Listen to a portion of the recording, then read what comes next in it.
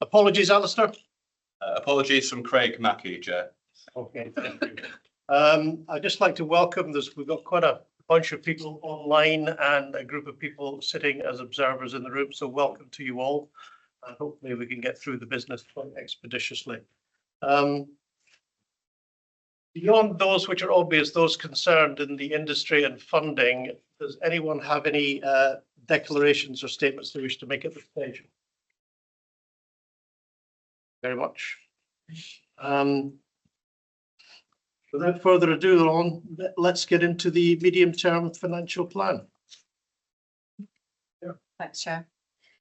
So firstly, this year's MTFP process reflects significant improvement over prior years, marked by stronger collaboration and earlier engagement with all stakeholders. The active participation of senior industry members has been invaluable, and their time and insights have really strengthened the development of the three-year plan. So thank you to you all. I also extend sincere thanks to Seth Sharp and her team for their exceptional commitment in producing detailed proposals underpinned by thorough analysis, which has provided a strong foundation for the decisions that we'll be making today. So the paper in front of you asks authority members to approve a three-year financial plan with an expenditure budget of 444.667 million for year one, 469.763 million for year two, and 481.527 million pounds for year three. This equates to annual increases of 6.2%, 5.6% and 2.5%. Many people here will recognise the original proposal as annual increases of 8%, 5% and 1% respectively. Excluding the capital discussion, which we'll touch on later, the proposal members are being asked to approve today is more than what BTP's original proposal asked for. The financial plan supports an increase in funded headcount of over 300 over the next couple of years. This includes an uplift of 180 officers in network policing and additional resource in areas such as professional standards, learning and development and estates. This investment totals £50 million across 3 years.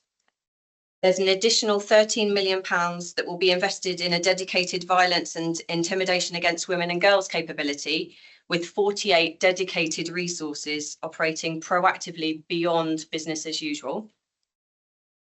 On the capital, acknowledging that it does fall short of BTP's original ask, the plan includes a significant capital uplift. We are grateful to DfT, who have agreed to increase BTPA's capital spend limit by £12 million over 3 years, which is an increase of 29% in the total funding BTP has available to prioritise on maintaining and improving their core asset base, as well as investment in tech capability to drive transformation. We're further encouraged by industry's offer to support the remaining capital plan. Today, I'm seeking approval for a financial plan which is based on the known available capital. We've listened to the SIG members and some authority members who have noted the challenge around the original efficiency target of £22.2 million, and this has been reduced in the revised proposal by £6 million. I acknowledge that this target is £2 million higher than BTP's own revised proposal. However, the additional capital from DfT was provided on the basis that this was invested to deliver transformation and efficiency, and so the revised efficiency target of £16.2 million should be seen as the minimum BTP are seeking to achieve. The proposed plan helps to support the achievement of this target by funding a new innovation team as well as a central transformation team, together totalling over £5 million in cost annually.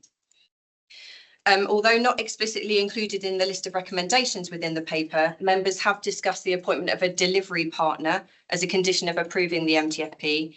The paper outlines the options which could be considered when agreeing the scope of the engagement, but what is clear is the significant benefits the investments in the plan are intended to deliver to industry, and members will want oversight and assurance of these. Finally, this is the first time in a long time that the authority and the force are committing to a longer term financial plan. Steph and I need to work together to outline what next year's process will look like in terms of refreshing this plan. At this point, it is important to acknowledge that some things might change. There are unknowns, but we're committed to the process going forward. I'm happy to take any questions on the paper. Any questions or points for Sarah, please? I should make clear to those who are listening in on this meeting and attending as observers that the authority members have done a lot of work on this paper and the MTFP. It's not coming to us cold. There's been considerable work behind the scenes, working with the force in order to understand the requirement.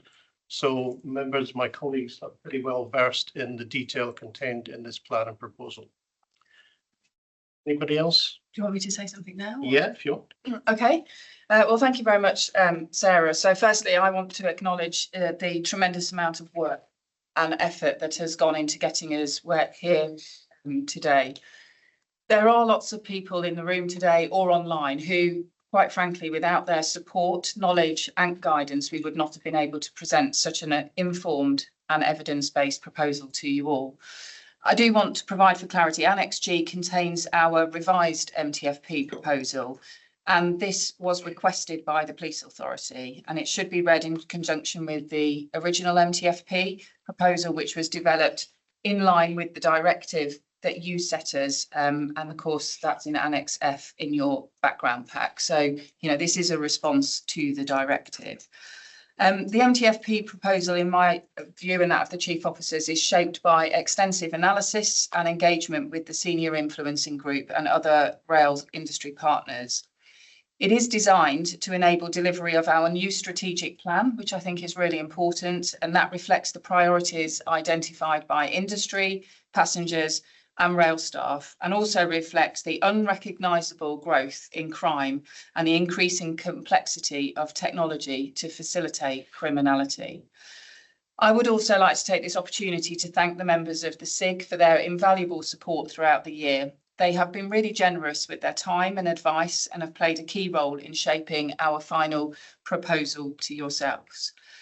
It has been reassuring to see that they really do share our commitment to safeguarding passengers and railway staff, protecting the network from harm and minimising disruption, all of which contribute, in our opinion, to enabling a more reliable railway in line with the government's ambition. I'm grateful for this support, as well as from the many letters of endorsement that BTP and the BTPA have received from senior industry leaders, which are included, I believe, in your background pack. I would also like to agree with Sarah.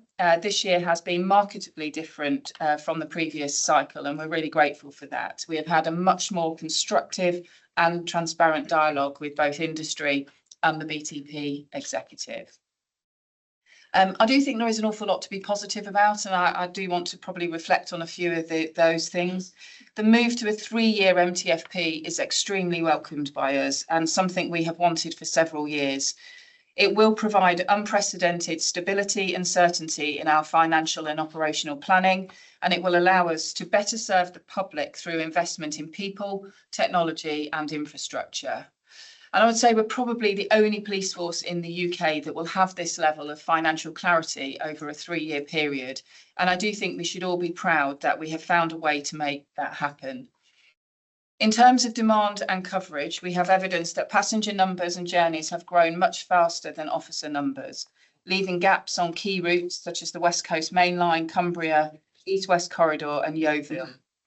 Members, you will recall that we currently have the lowest number of officers per million passenger journeys since 2010. And we have also shown the exponential growth in crime demand, which has been made even more complex through the enabling technology and a fractured justice system. Although this settlement will not restore officer numbers to previous levels, it is our view that it will help to close the gap, providing more resilience where it is needed the most. The settlement will enable us to recruit 180 additional officers, as Sarah's reflected, in network policing over 2 years, and that will strengthen coverage at 30 key hubs across England, Scotland and Wales to deliver safer and more reliable railway. This will enhance our presence and visibility, and it will result in us being enabled to get there quicker to calls.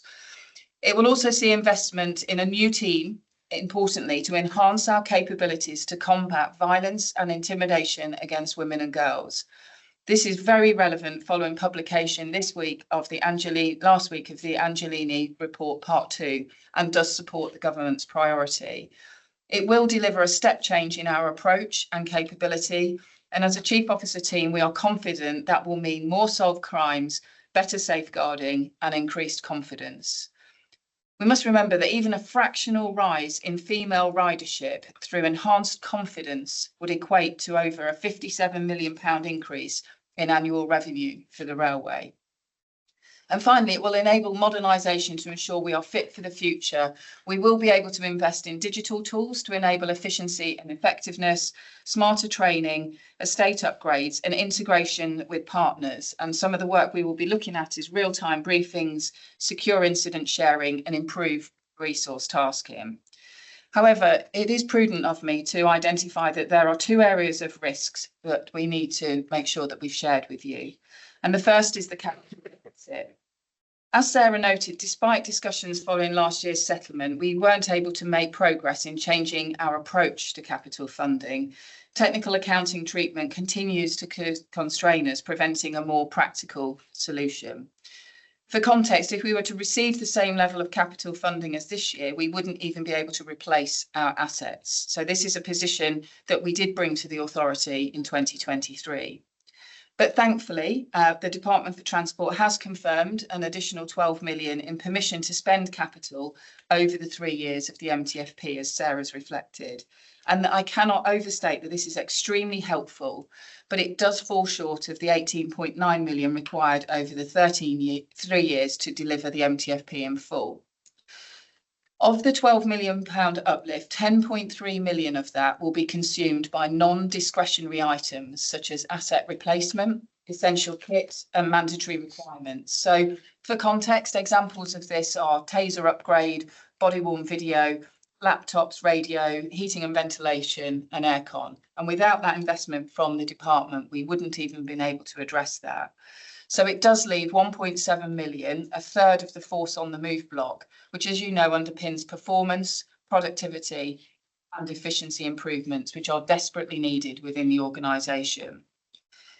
I'm sure you're sitting there thinking this is a small amount of money over the 3 years.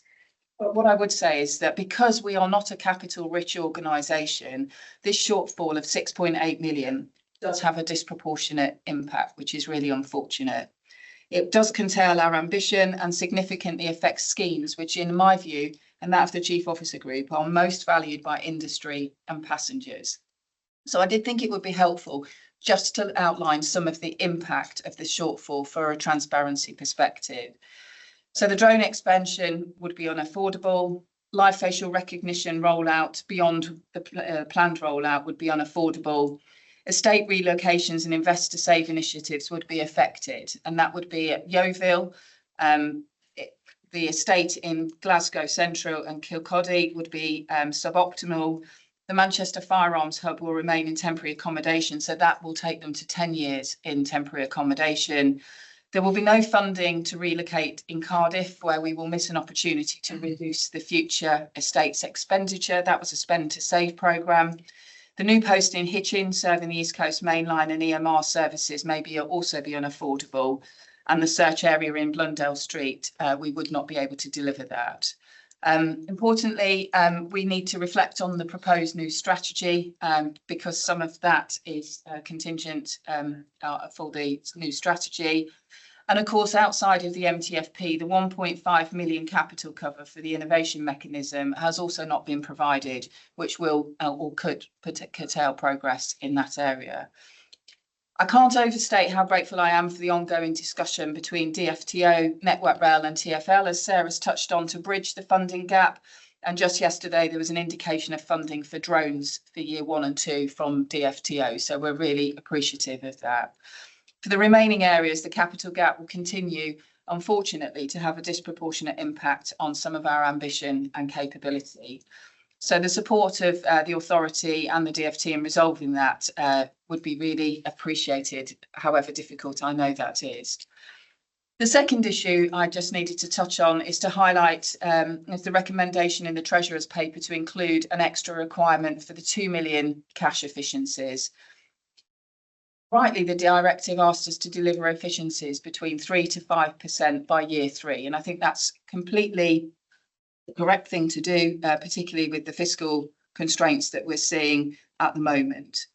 I do feel as well it's important to say that we've grown in our maturity as an organisation to deal with efficiencies, and you will have seen that with the establishment reset this year. I'm just going to ask Steph before I close to reassure you on how we've approached this particular challenge. Thank you. And first of all, I'd just like to echo Sarah and Lucy's comments about the working relationship. The last 6 months have enabled a more engaged and constructive accountability than I think we've ever seen before between BTP and BTPA. Efficiency has obviously been a big player in this MTFP, and we've structured efficiency into 5 prioritised stacks. I just wanted to briefly reassure you on. First stack is made up of known high confidence efficiencies, and that's 4.5 million. These are savings we can deliver with certainty through the establishment reset churn or agreed contracts, already in train, minimal risk. The second stack focuses on targeted non-pay savings, a further 2.3 million. Here I'm asking budget holders to deliver specific reductions in areas like overtime, travel, hotels, uniform, facilities and technology. These are proactive, managed interventions supported by business reviews, and they will be transacted in the budget build. We're confident they can be achieved. Stack 3 is a further 1% efficiency target annually across all unprotected areas of non-pay, adding another 2.7 million. This is more about embedding a culture of continuous improvement, challenging inefficiencies, streamlining processes and making incremental savings year on year. It's a form of continuous cost control that we're ready for. The fourth stack is about delivering cashable efficiencies through innovation and investment in new technology, adding another 4.8 million.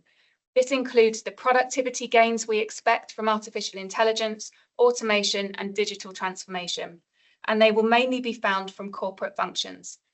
These savings are less certain because they depend on embedding new ways of working, and they will be a bit more difficult without the capital cover.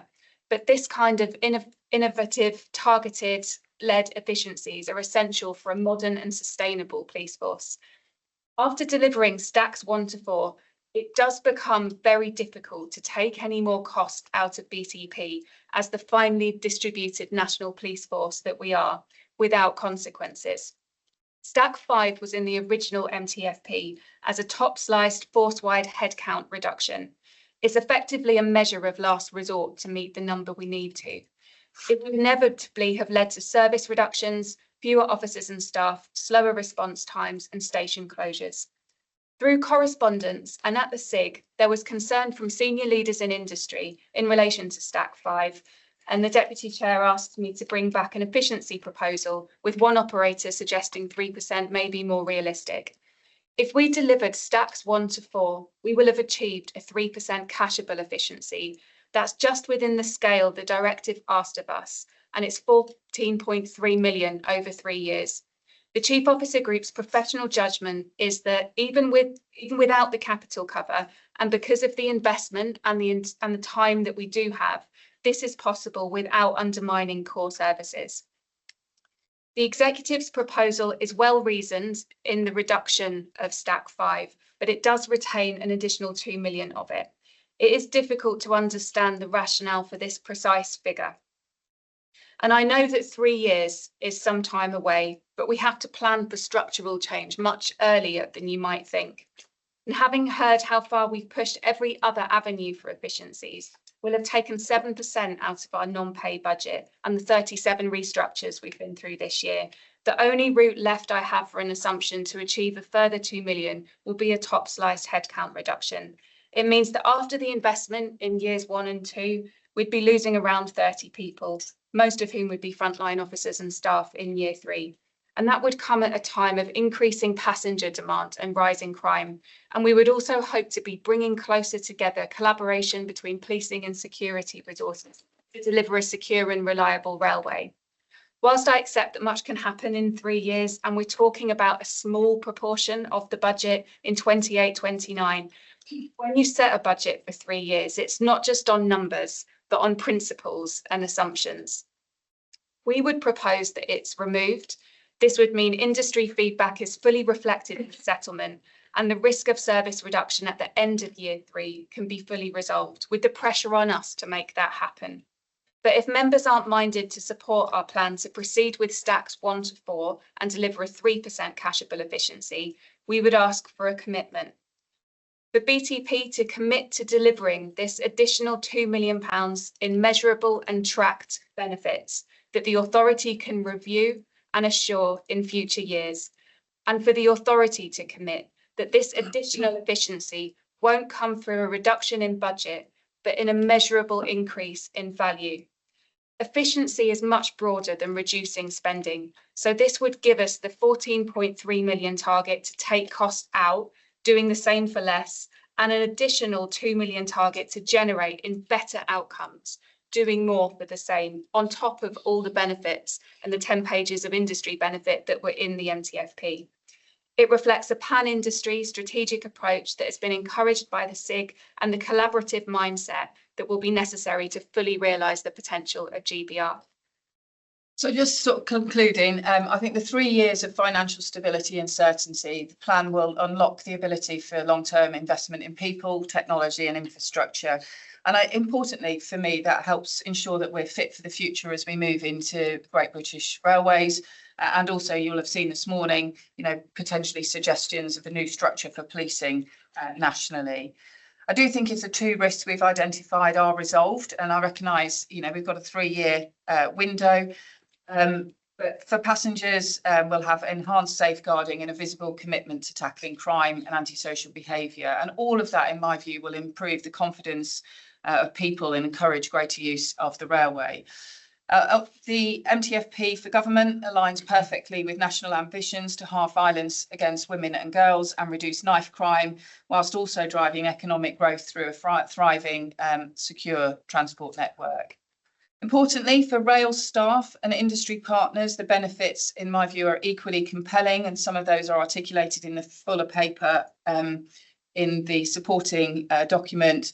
The recruitment of over 200 additional frontline officers provides greater visibility and reassurance, and the predicted £156 million worth of economic benefit underlines the scale and the impact that this plan could have. I do think it's bold. It is a very evidence-based, and it's a commitment to progress. And as a chief officer team, everybody really wanted me to say that if it's successful, it will be felt by passengers, rail staff and every stakeholder who relies on a safe, secure and reliable railway. Thank you, Ron. Thanks very much. Stuart, you had your hand up.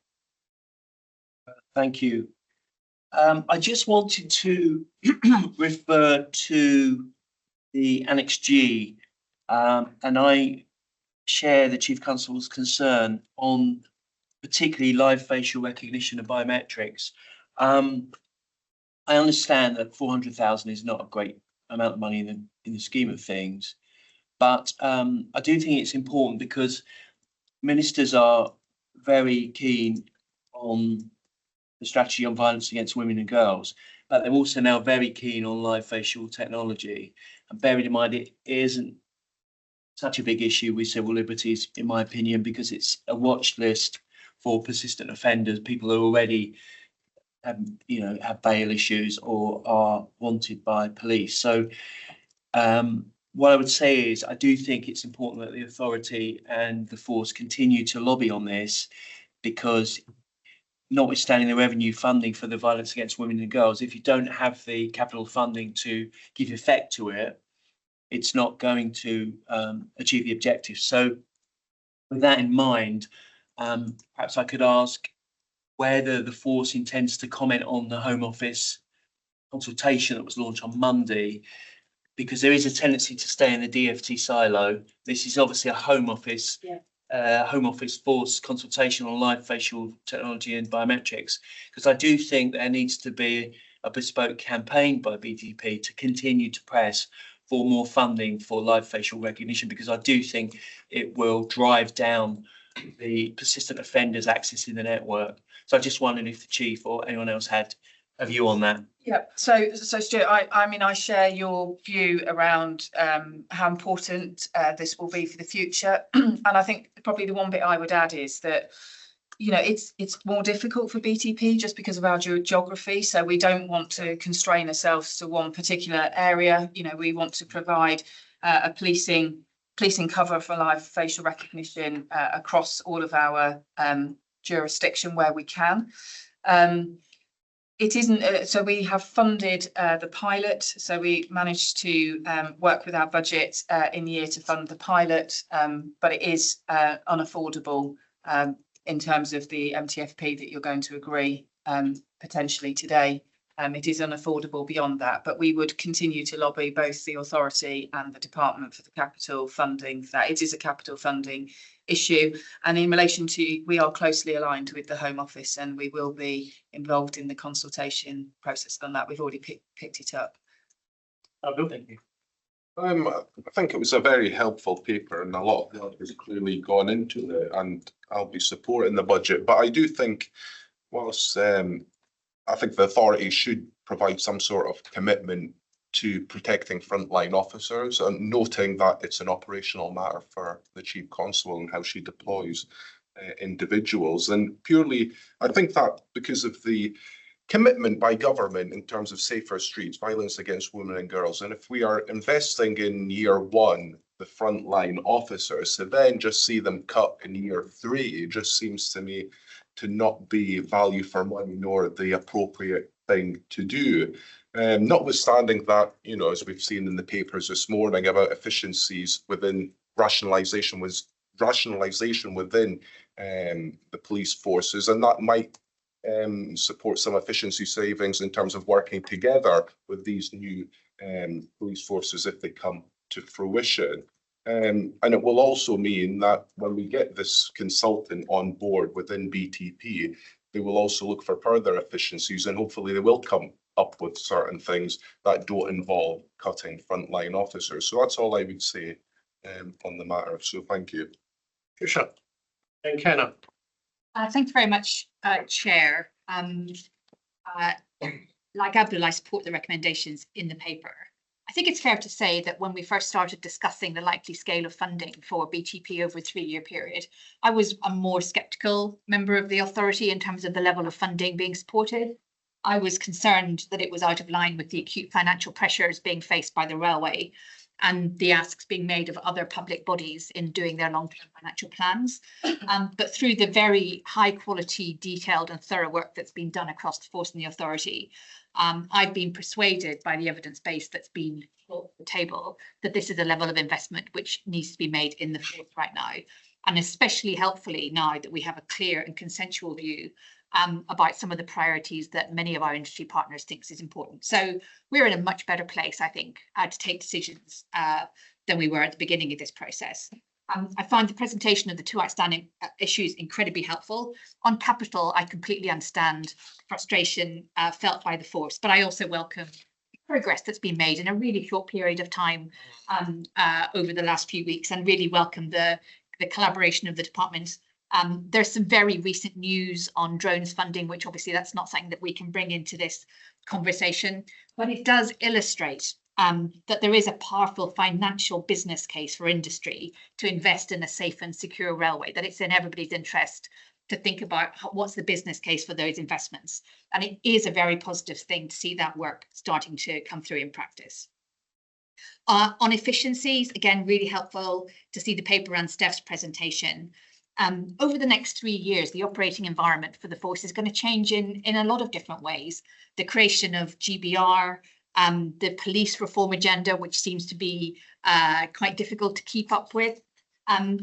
Undoubtedly, that environment will offer opportunities over the 3 years of the financial plan that are just very difficult for us to anticipate exactly right now. So I welcome the recommendation in the papers, including the recommendation that we should have access to a delivery partner to help us work through how we can all capitalise on those efficiencies in the changing future that we see ahead of us. Thank you, Chair. Bishop Kenna, then Paula, please. Thank you very much.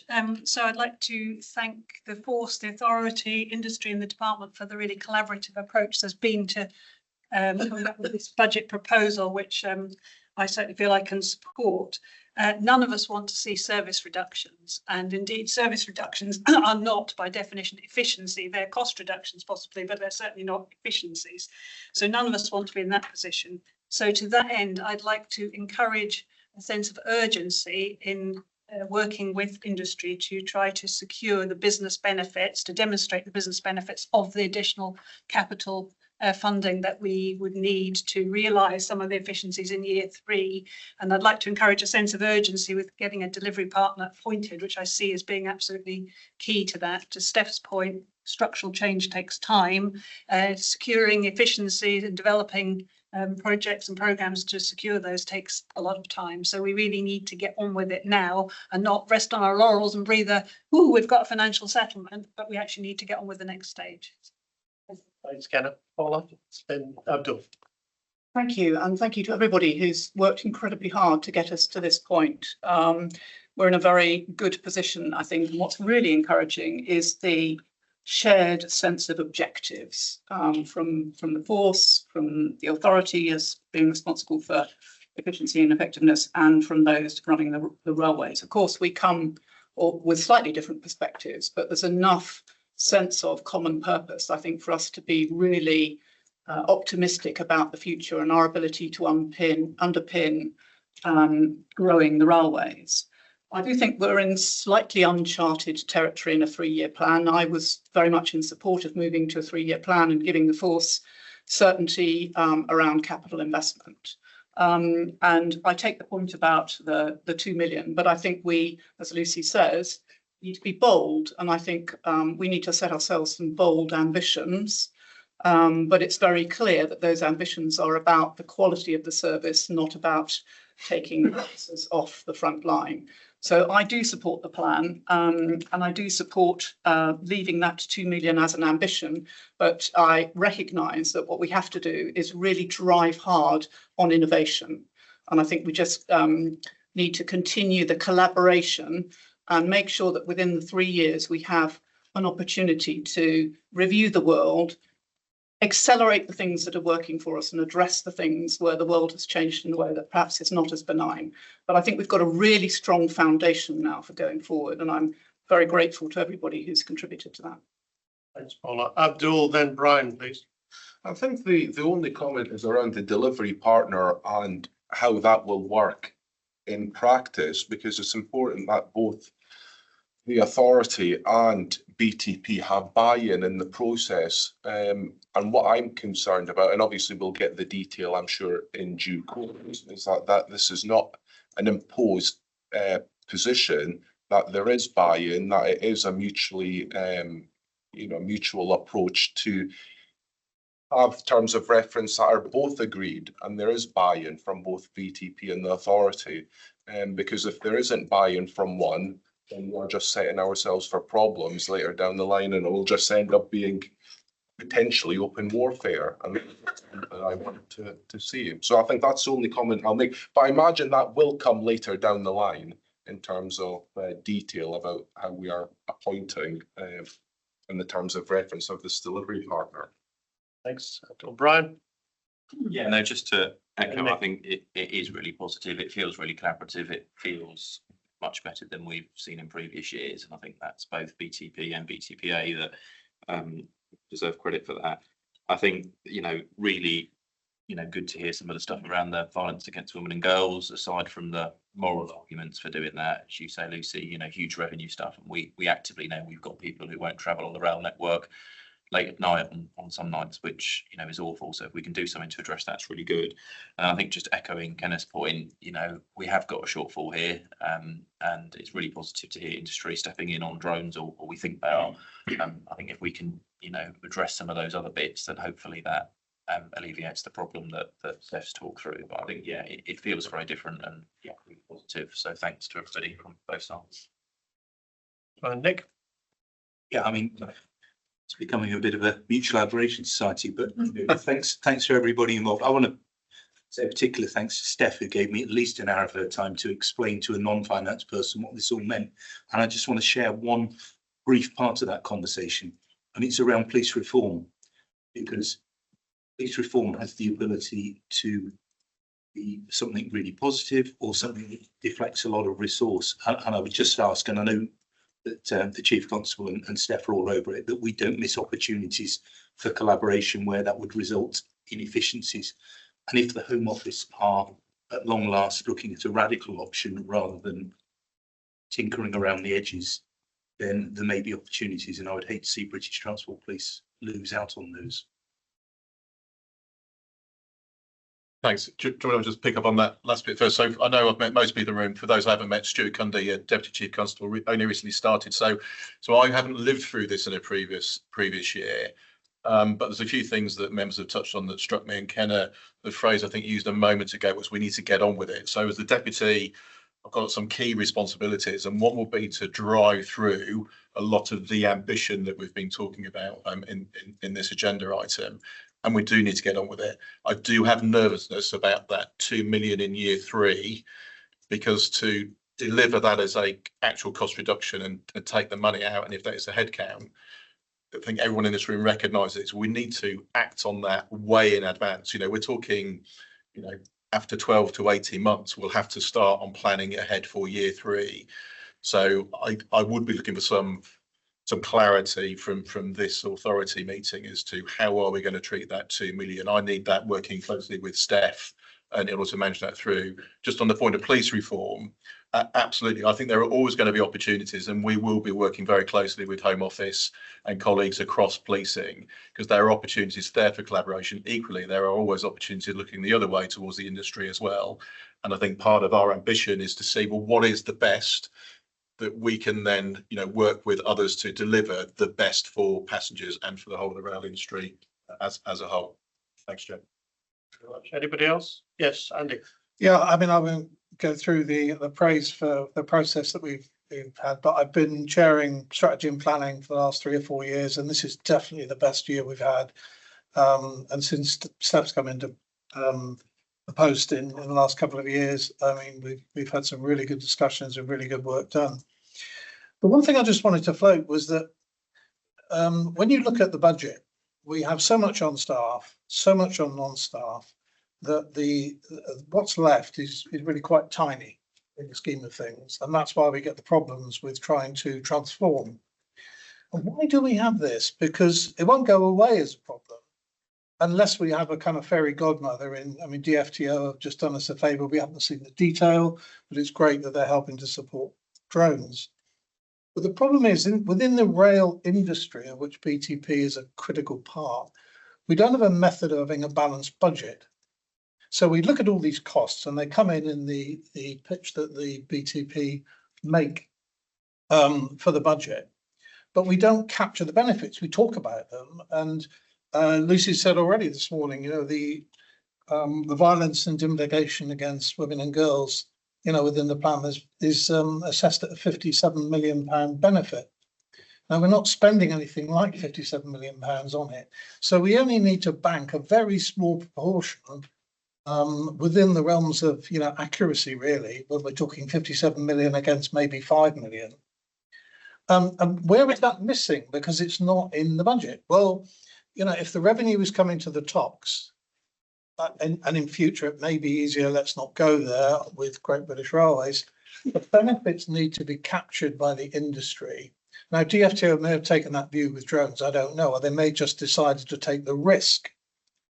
But the reason we have this sort of nagging, you know, remainder of problems with our budgeting process is that we don't capture the benefits. We talk about them and we quote them, but they need to be captured cardinally within budgeting processes somewhere within the industry.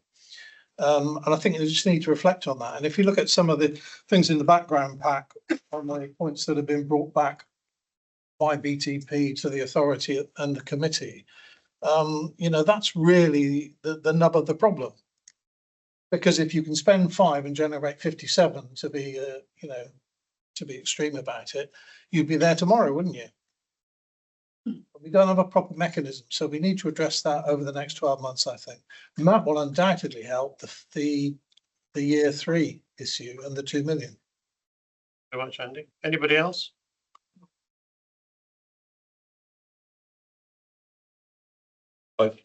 Chair, I mean, it's very difficult because colleagues have mentioned all of the important points around the room.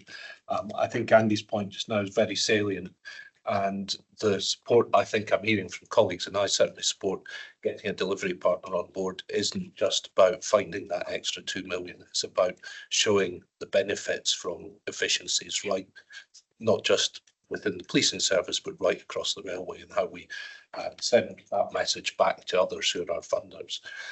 That way, we can also justify capital input that's coming in, and hopefully it adds to the argument for further increasing ability to spend on capital in future. But I know that's a very difficult thing, and it's an accounting practice, and it's not within the control of the authority. Anybody else? Yes, sir. Just picking up on Andy's point, so the value generation has been discussed at the sort of senior influencers group, and I have to say the industry is supportive of that approach. Clearly, being supportive and then getting into black and white territory is very different. But certainly, and I know Hugh will pick up the role of SIG later on in the meeting. I think how we use the industry movement as part of rail reform is going to be really important. And we probably need to reflect what we want SIG to be focusing on in the terms of reference moving forwards.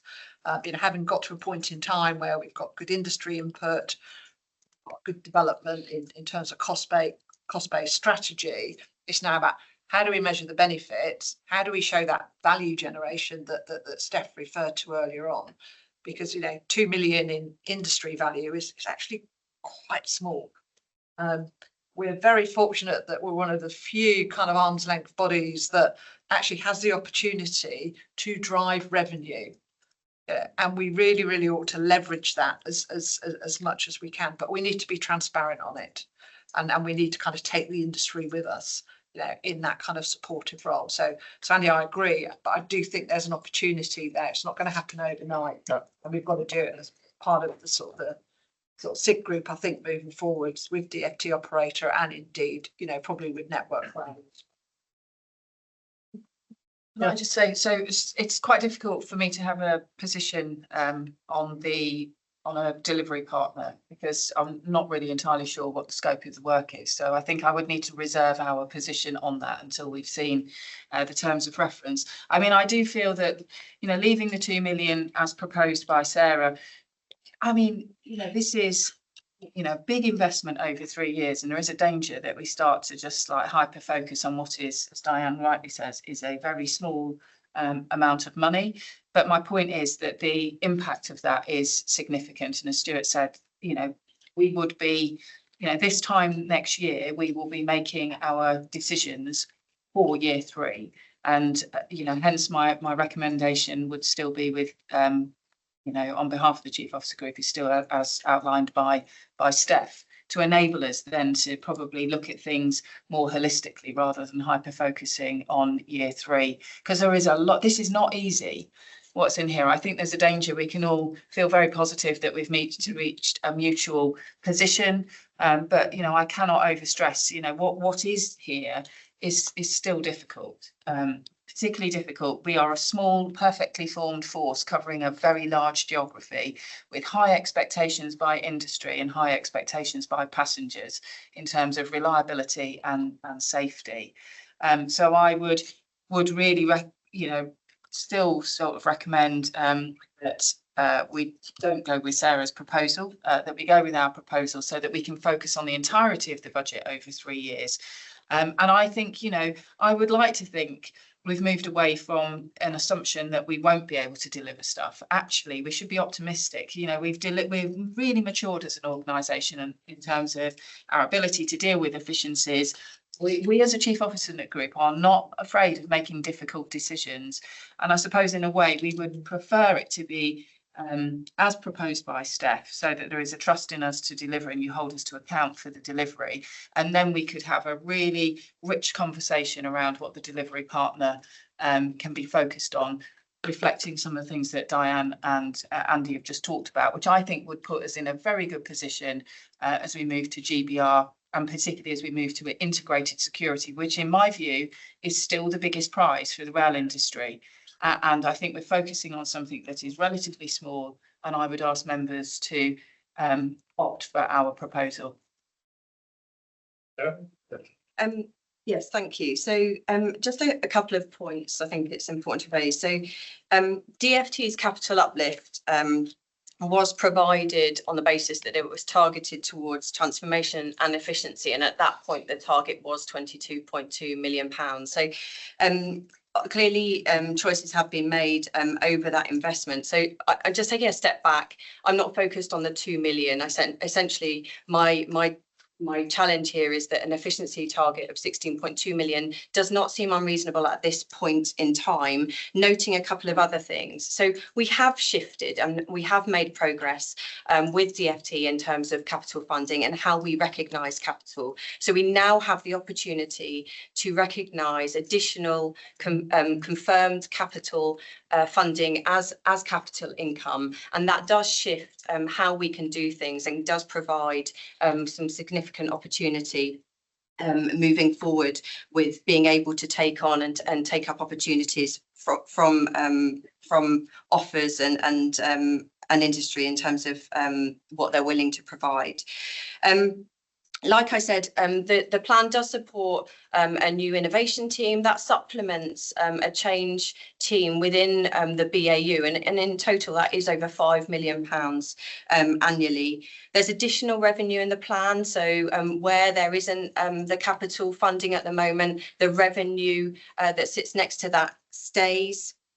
And as others have said, there's opportunity within GBR, police reform, and potentially with the delivery partner. So I acknowledge that there is uncertainty as we move through. I don't think that that's unusual at this point in time, but like I say, I'm not focused on it being a 2 million additional. My view is 16 million efficiency target with investment over 3 years of £1.4 billion is a fair challenge at this point in time, recognising that there is uncertainty that we will need to navigate. Some things will move faster than we plan, some things will move slower than we anticipate. But at this point, my view is it's not unreasonable. Very much. Do any of my colleagues have any other points or questions they wish to raise? Okay, this has been quite an interesting debate, and it's built on all the activities we have had leading up to this. And there are a couple of points I think I need to make in summary, reflecting what you've said. First of all, the authority is very concerned to maintain police frontline numbers, given the changes in the crime landscape across the network as it grows. We're facing considerable change over the next 3 years in terms of not only the advent of GBR, and a lot of that detail, as we all know, still has to be worked out, but also there's considerable change in policing. Current Home Secretary is very keen on massive reform in the police landscape, and so I don't think BTP will be immune from some of the effects of that as well, and we have to bear that in mind. I think also authority members, I judge from the conversation, are very keen to ensure that we understand the considerable savings plan as outlined is carried through, and that we understand the benefits that accrue from those savings and efficiencies offered by the force. And we also need to use that knowledge to increase and improve the dialogue with industry, to make sure that industry, the force and the authority are seen to be on the same page. On top of that, I think, given what has been developed, particularly between the force and the authority in terms of joint working building up to this, in terms of a solution for a 3-year MTFP, then I think we as an authority are very keen that that should continue and develop as a way of working, so that jointery, if you like, is productive and continues in its present way. I would add also, I think that the key point for us here, remember, is that we are voting today essentially on the budget for 26-27 and for a future plan, a framework, if you like, for the subsequent 2 years. Those discussions will continue. It is a rolling plan, the MTFP, and it will develop and things will happen, and that we need to change and adapt as we understand the landscape a lot better as we develop. So on that basis, colleagues, I'm going to ask you, consent or otherwise, to Sarah's proposal in the paper. And could you let me know what your views are on that? Are we content to approve it? Yep. Very well. I'll take that in lieu of a vote, and the proposals as put forward by Sarah are endorsed by the authority, with the caveat that the authority and the force needs to work together now for the next 3 years. And I just want to add finally my thanks to the work that's been undertaken by Steph's team in the force and Sarah's team in the authority in terms of pulling this together. It is as night as today in terms of the change of the way we have worked through this. Thank you to everybody who's been involved in it. And thank you also to my members who've been really active in terms of putting their views forward throughout this process as it has developed. Thank you very much.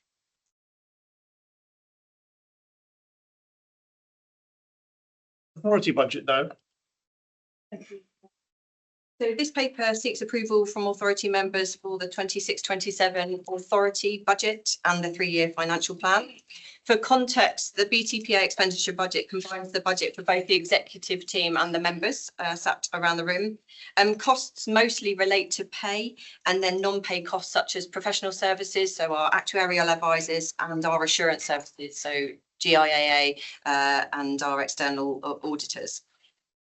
The proposed budget and 3-year plan would see an increase of almost 14% next year when compared to the current year budget. However, reductions in the following 2 years mean that the proposed 28-29 budget is just 3.7% above the current year.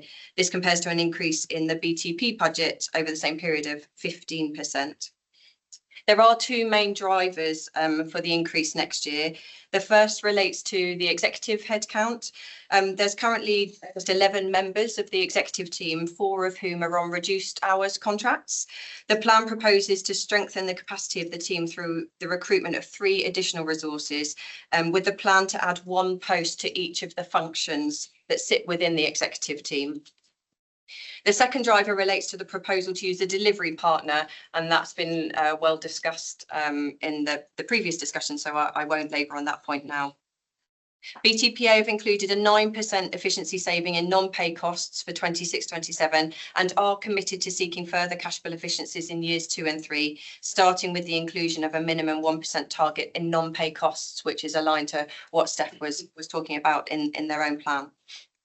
Based on the outline proposal, the authority budget would represent 0.6% of the BTP budget in 28-29, and this compares to 0.7% in the current year. And I'm happy to take questions on the paper. Thank you very much. Abdul? Just got a few questions. In terms of the increase in headcount, have we got these business cases, job evaluations, what they're going to do and why there is a need for 3 more people? Because I think the authority is well served at the moment, and to increase headcount without appropriate justification, and I'm assuming that would come through the business cases, but we've not seen anything to demonstrate why we need 3 more people. And couldn't, whilst we're on that point, in terms of utilising resources more effectively, is there not perhaps a mechanism to see what BTP can offer us? Because the vast majority of staff are within BTP and we rely on them quite heavily for information, etc. So is there not perhaps more collaboration that could be done on that front? And then thirdly, if I look at BTPA website development, I don't know, do BTP have a website team? No. You contract it out then? We use Single Online Home, a national site. Okay, so is there not something that we could do around that? Do we need to have a separate website? Can we not look at using resources more effectively and efficiently? So I think it's those 3 things, but predominantly on the increase in staff and the justification around that. Shall I answer? I think on staff, so the job descriptions exist in varying degrees of finality, I'd say. So there are drafts. We haven't actually been out to advert for any of them yet, pending these conversations. So we can share the drafts with members, but they do exist and a plan has been formed. The sort of underlying it is the general sense that I feel we underserve members. So it's very nice of you to say you feel well served. I feel there are 11 of us, not full-time equivalents, and 15, 16 members There are a few things on the agenda, dare I say it, not least the regulations we'll come to, where frankly it's been a real struggle this year. So the general sense I'd had from members over the last 6 months or more is a bit more heft and resilience in the executive team would be a good thing, and that's partly what we're responding to. So, you know, that is for members to decide. I would say we are very open to, you know, as and when those roles are advertised, very open to colleagues from BTP taking those roles. No problem with that at all. So there may well be that people join us from within the force. The website is we've had several conversations with Caroline. I am worried about our website because we do not have competence in the executive team when it comes to the website. So I am worried about that. The Steph is quite right. The forces website is run as part of Single Online Home, which is part of you know, the big policing endeavour across England and Wales. So we cannot be part of that. And I look at police and crime commissioners, they all run their own little websites. So I'm nervous, hence the request for a bit of investment just to make sure we're safe on that. I definitely use the force consultancy, for want of a better expression, but you know, they don't have a team running a website which could support us. But in terms of the increase in staffing, I'm assuming that you know, you've got the job about the profiles, but I take it then there must have been a business case beforehand. And what is it that these three people with the increase, what will they do? What will the authority do that the authority isn't doing now? And I think for me, that's the question. Whilst we're asking the force to, you know, look at efficiencies and potentially cut frontline police forces, it looks a bit odd that the authority are then increasing staff.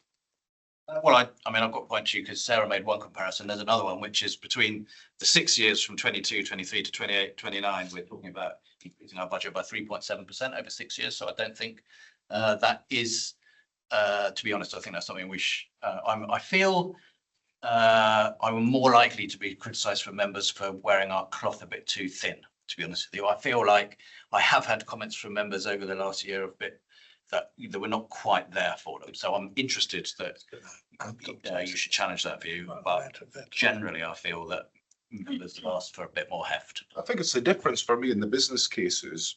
If there is a business case, it would be helpful to have sight of that and the difference.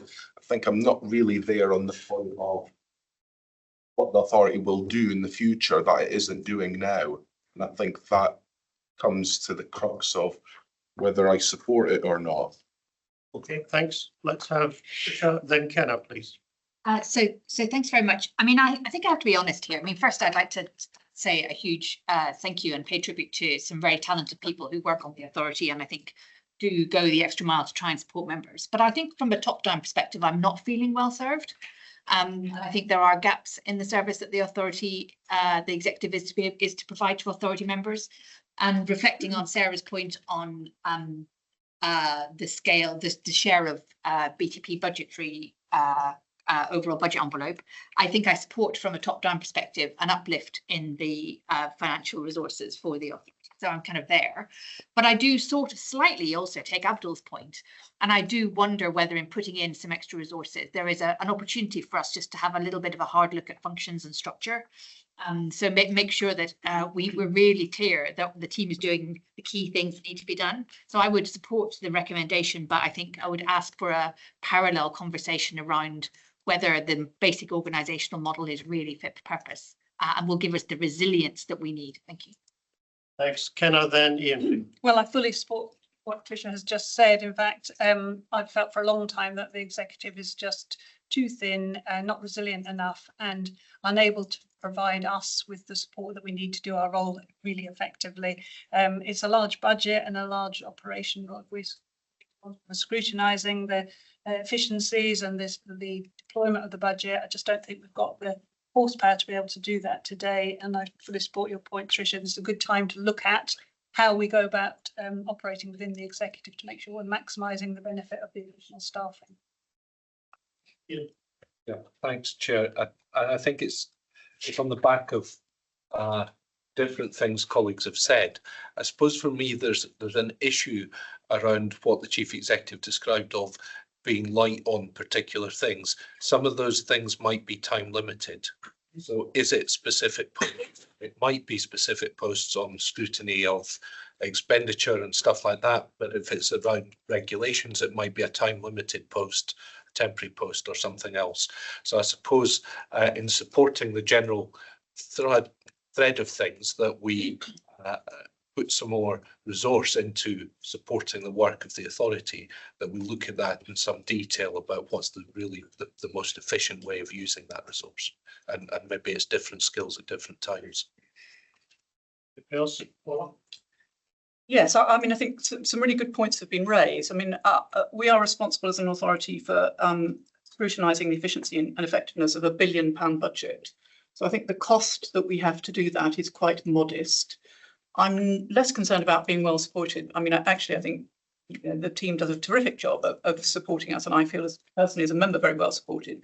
But I'm not sure that we've quite got the right structure to feel confident that we're doing the job that we have been asked to do in terms of efficiency and effectiveness, given the size of budget we're responsible for. And we've seen the benefit in this year of having, frankly, top quality people in both the force and the authority working effectively to deliver the outcomes that the public expects for us. So I think there's a good point made about how do we make sure that the budget is right, and instinctively I feel it's probably a little light, but also we've got the right people who are able to support the work that we need to be done.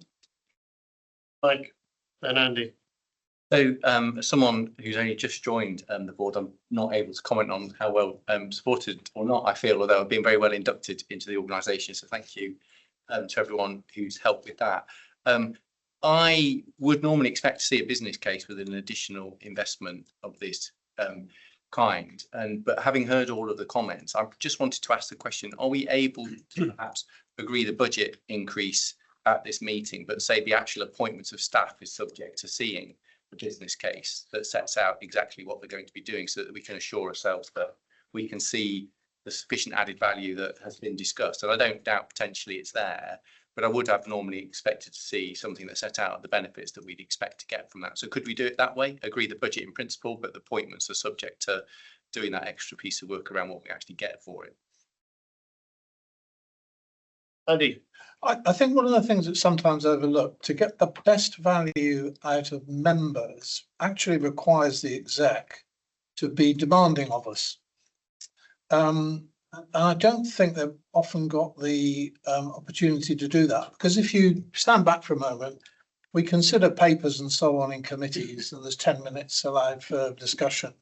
So by definition, if that's going to be a sensible bet, all of the discussion needs to have taken place beforehand, you know, with members and members of the executive, to make sure that we're all on a page when it comes to the meetings, because the meetings don't last very long and they aren't very frequent.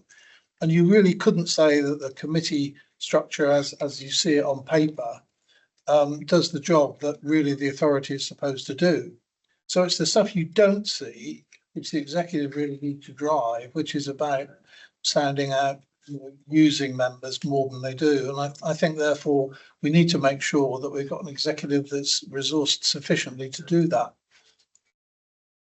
Okay, thanks. And just to build on the comments that others have made, I think that the key for me is not just that we understand what the new resources will do, but also how resilient that revised structure is, because I think that's what's really concerning. We have, in my very short experience of being inducted in, has been very positive. There's clearly a number of people in the authority who've got long service and huge commitment, that if they are to win the lottery tomorrow, then actually you are not resilient enough to be able to cope with the waves that would cause. And therefore that plan for me is like, not just what are the additional resources required, but how do you ensure that you've got that resilience in place? Anybody else? I'll go then, Nick. I think in addition to what has been said, is it not the right opportunity when we are hiring, if we do come to that point, subject to the business, a detailed and appropriate business case to demonstrate what is going on?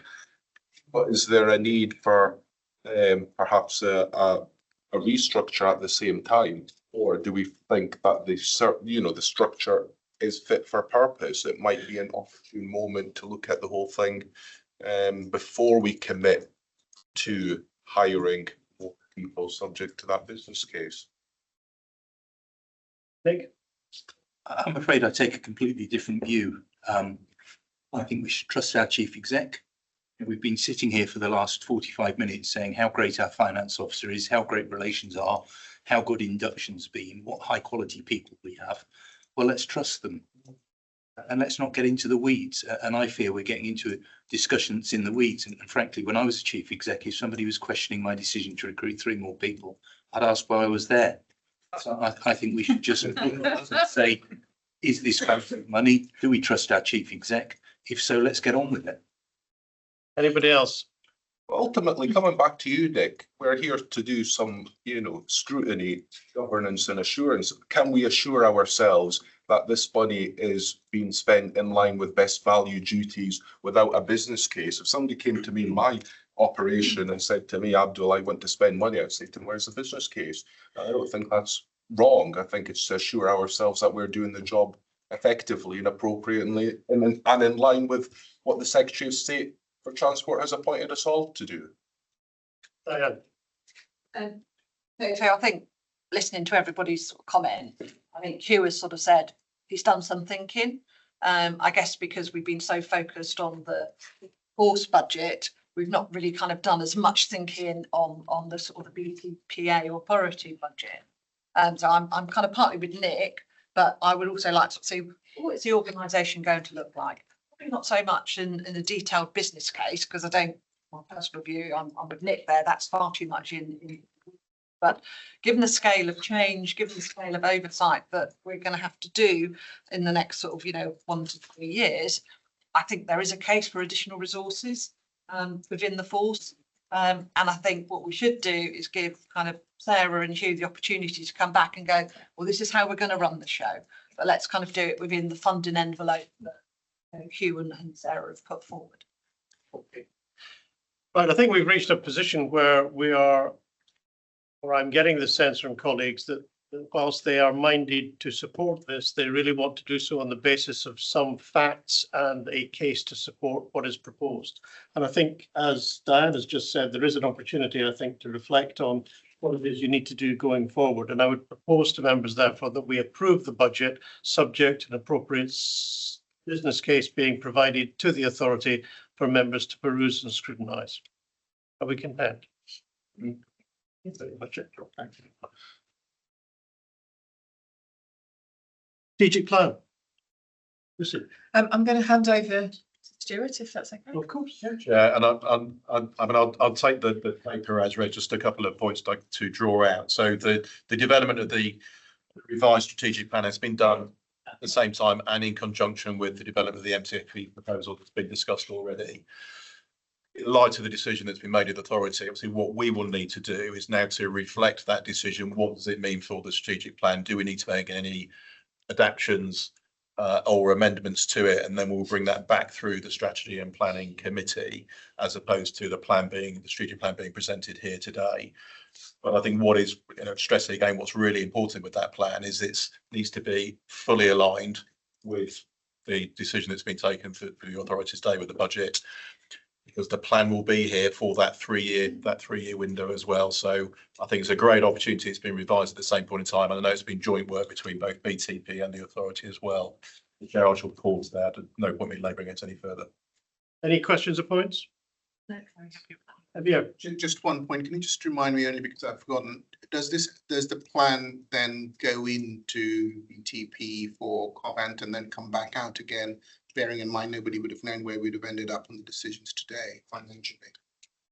Yeah, so it's been, so the plan as it stands today in terms of the draft was based on the MTFP proposal that's been discussed, that's presented today. So we will now need to reflect some of the activity and deliverable, because back to the capital challenge, which we spent some time discussing, that will mean that some of the ambitions in the plan may not be deliverable. So I think we're now in that sort of cyclical way to see what is possible in terms of industry support for capital, which means we can deliver some of that activity and the ambition. I think that's the place that we're at. So it would then need to come back through. Yeah, so it doesn't go to leaders within the organisation to say, look, guys, this is where we've ended up. You just as a cog, well, it's with leaders as well, Amir. So it's, we want to be engaging our leadership team at all levels between now and the start of the next financial year. but we need to get it finalised before we do the final bit. So there'll definitely need to be some changes within it, but I'd like to think that the main focus and the key objectives that are in there will probably remain broadly as is, but we need to do the reflation. Anyway, there's a bold ambition around innovation, and for all the reasons that we've said during the discussion on the MTFP, you know, if it's not there to invest, we can't do it. And obviously there is the deficit of 1.5 million for the capital in terms of the innovation ambition, plus the other deficit in the capital budget. So we can't be unrealistic. We can't have the bold ambition that we want about innovation without the investment to support it. And that, you know, obviously Steph's presented the evidence base for the MTFP, and some of that wasn't agreed. So we will have to take that back on a couple of the priorities. Just to clarify, because I thought the immediate need of 600,000 is embedded all the way through. Yes. So that's there. And then what element do you feel is not there as regards the pure innovation that comes through DIAG and your innovation? So it was more the flexibility around the innovation mechanism, that we don't have any capital cover across the 3 years for that. We do have revenue, we do have elements of capital that are within our Force on the Move portfolio, but in reconstructing that portfolio, obviously with some of the estates moves that are unaffordable as well, we just need to go back to it using the constraints that we've got now, the 12 million that we have been able to do, make sure we've got a singular portfolio that's deliverable, run that through the blueprint, and then bring a clean version back to the authority so that we're communicating to our senior leaders once and clearly after that engagement. Just to say that what's been particularly welcome this year has been the fact that there is a 3-year strategy and blueprint underpinning the 3-year budgetary discussion. And I think it would be, very welcome for it to come back to strategy and planning. It seems to be working effectively as a meeting in terms of linking those two elements together. But I think it's also really important that if there's anything coming up through that we could get SIG's input on, that in a sense that before it comes back to strategy and planning, you do have an opportunity to talk through options, and there will always be options with the senior industry group. So strategy and planning, looking at the chair, would want to know that any proposals that you have got the support of industry. Yeah. So, yeah, so we have done some consultation engagement with industry, and we've shared those objectives. But you're right, in terms of the blueprint, that's captured. We're meeting back around the cycle again, yes. like. I think it's just a question of making sure that before we. Always back to committee. Yes. I agree. Any other points or questions? You can to note the report. We now have a 5-minute comfort break. Could I ask that people are back by 20 past? Chair. Down to nothing. All the many. Actually, they're all right. I think they're all Right, just before we kick off, I am conscious that I omitted at the start of this meeting, having done it in the private, didn't do it in the public meeting. I shall correct that now. We are, of course, joined today by 3 new members. And Alexia Corse, who is our new member for Wales. We've been running without a member for Wales for God knows how long, quite a long time. We've been overdeveloped with Scots, but we haven't had any members. Very welcome. And Emma Strain and Mike Jackson, to all 3 of you, welcome, and I hope you enjoy your time with the authority. And I apologise for not having mentioned it at the start of the public meeting, which I should have done. Oh, I also want to mention that, of course, formally it's Stuart Cundy's first meeting as DCC, and welcome to you too, Stuart. You had a bit of a sort of raging start, I think, Huntingdon and whatever kicked off. So I hope your life gets a little quieter from now on in. Okay, let's move on with the agenda, please. We're on item 6 for those of you, and the BTP amendment regulations. And I think Kate is issue. Chair, thank you very much. I'll take the paper as read. Last quarter, the authority was asked to agree and draft regulations relating to changes to vetting. And this is the next set of changes that have been made by the Home Office following their review of its conduct and vetting procedures. Detail of the proposed changes is annexed to the paper and set out there the amendments that the Home Office are making. the three sets of amendments, so the conduct, performance and complaints and misconduct, all will have drafting changes to reflect the fact that the new vetting regulations are now being implemented and they need to work as a framework. So some of the changes are driven by that. The substantive changes are driven by the recommendations that came out of the Home Office's review of police misconduct procedures, and they're listed there for you. What we're also doing, and these are the amendments listed as being driven by BTPA, is making amendments to catch up with some of the changes that the Home Office previously made. So taking reduction in rank as a sanction, and allowing police staff equivalents to sit on panels. Those are changes that the Home Office have already made. You may remember last year the authority decided that structure and circumstances of BTPA meant that changing the constitution of panels, i.e. moving away from legally qualified chairs, wasn't right for our structure and circumstances, so they were retained. At the time the Home Office made that change to their panels, they enabled police staff equivalents to sit as chair when delegated by the Chief Constable. So we're mirroring the presence of police staff equivalents on misconduct panels in cases that do not relate substantially to operational policing matters.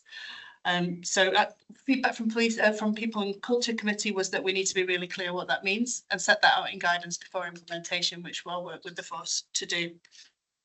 The other change that we are making in relation to the structure and circumstances of BTP is to write into regulations that hearings can be held remotely where appropriate. And just to be clear with members, that doesn't mean from home, that might mean from local BTP offices where it's safe and secure and sensible to operate in that way.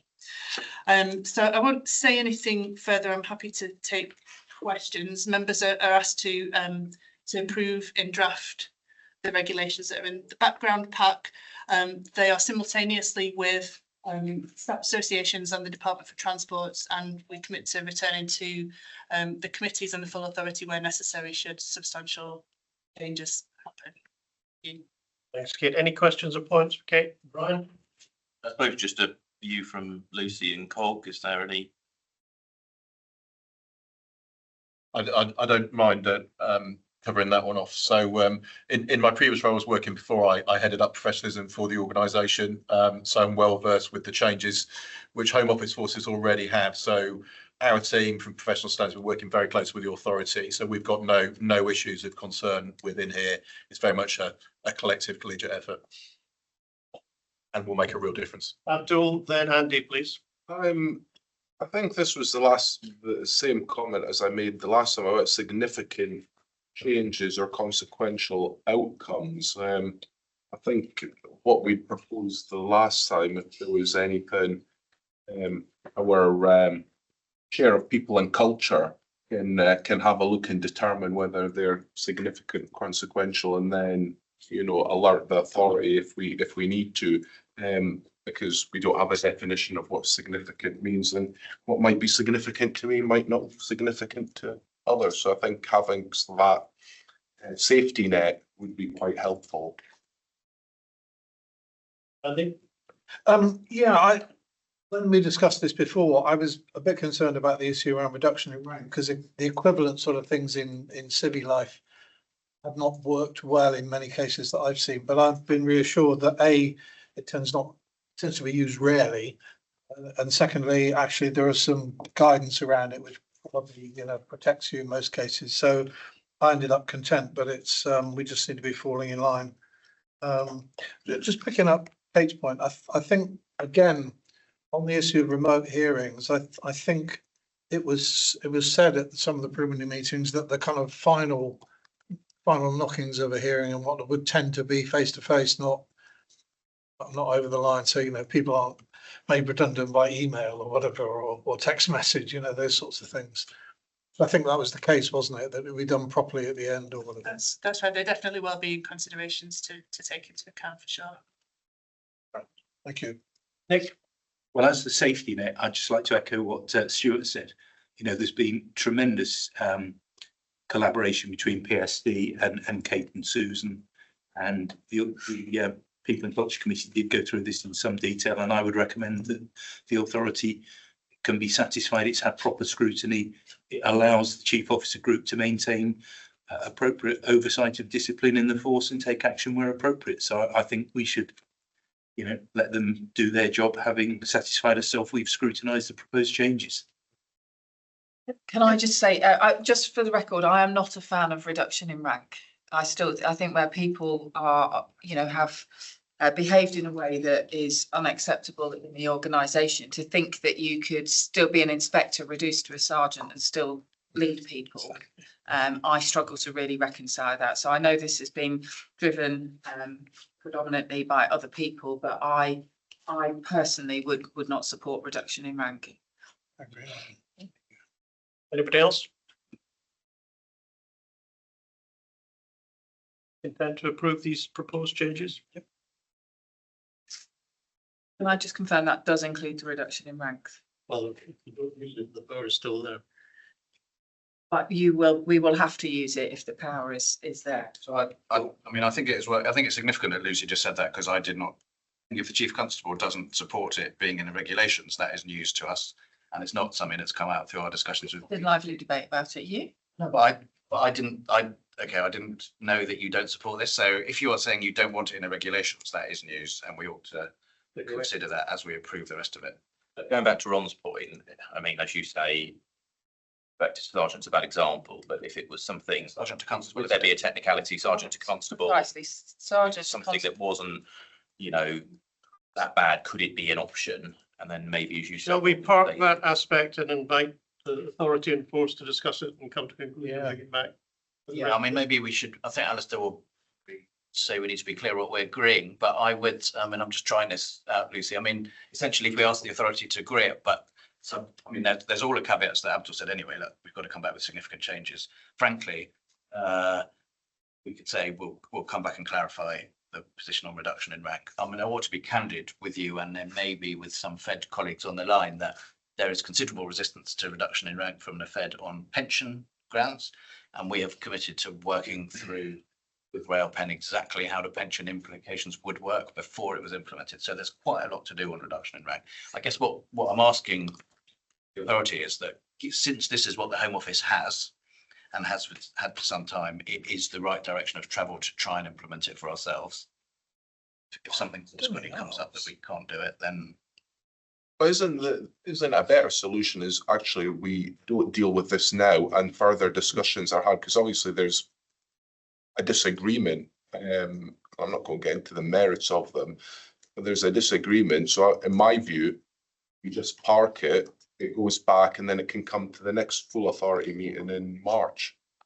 Because that is quite a substantial, and then you've got implications, you know, if we're approving it, about fettering discretion, and there could be all sorts of problems later down the line. So I think we need to go. I think there is a challenge with delaying it. I don't think we would particularly want to delay. I mean, Hugh and I can probably take this resolve it. We're catching up next week anyway, aren't we? So we could probably have a discussion about the issue of reduction in rank. I mean, I'm pretty clear in my mind around the practicality of some of this. I mean, everybody goes to the sergeant to PC angle. Nobody discusses the chief inspector is now an inspector and still leading a group of people who's actually been found proven at a misconduct hearing, and the sanction is to reduce them down the rank.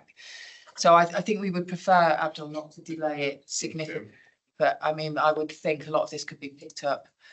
And perhaps, you know, this is a bit of fine tuning to deal with, probably by correspondence. Is it? I'm also conscious we're a bit behind the Home Office on this, so we really probably need to move it on, and we can adjust that. Paula. I don't want to talk about the substantive issue, but I do want to talk a bit about the process, because it's a bit alarming that we've got to an authority meeting, given the amount of scrutiny that this has been given at People and Culture Committee, not knowing your view on this as the Chief Constable. I mean, I think I've always said it. So I think we just need to have a little look at, you know, what lessons can we learn from that to make sure that this doesn't happen again. We can tend to approve, but subject to those further discussions as described in this debate.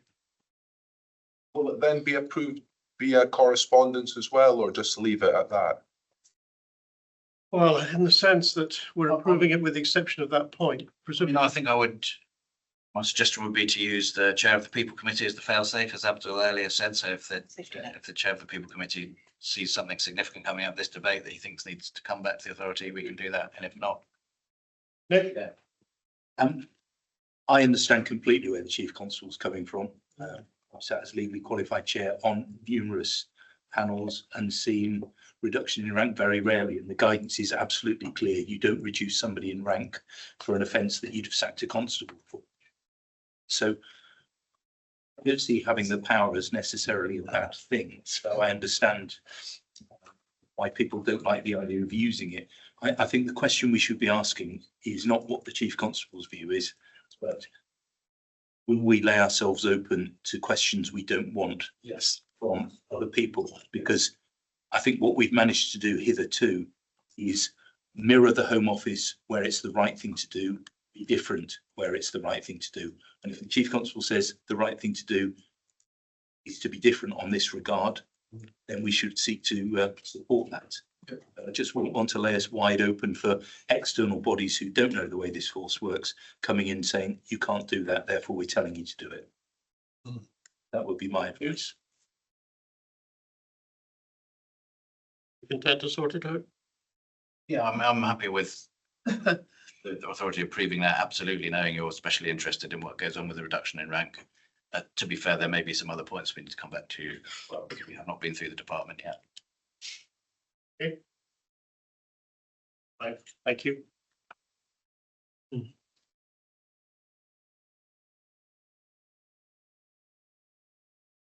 Let's update. Item 7. Thanks, Chair. So this paper seeks approval from members for updates to the BTPA Code of Governance. So the updates have largely been made to the financial delegations, so that's Annex 4, where we've clarified some definitions and delegations around various types of special payments, as well as making updates to a number of other delegations, just to ensure that they're consistent and fit for purpose. So a bit of a tidy up exercise. There's also a small number of enhancements that have been added to the Code of Governance more broadly, as was recommended as part of the recent internal audit over governance. And that's essentially to make the code more user-friendly. So I'm happy to take questions on the paper. Anybody, questions, points?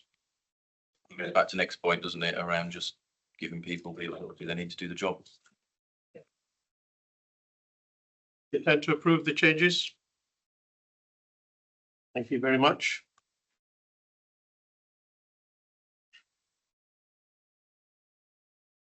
We now have 2 contract decisions. Is that still back with you, Sarah? Certainly for the first one, yes. So the first one, again, so in line with the financial delegations we've just been talking about, we're seeking approval from the authority to increase the total value of the TLT contract from £100,000 to £150,000. So TLT provide the pension legal advice to the authority. Our current contract started in February 2024 and will run until November 2026. And given the work intended over the coming months, it's been determined that we do need to increase the contract value.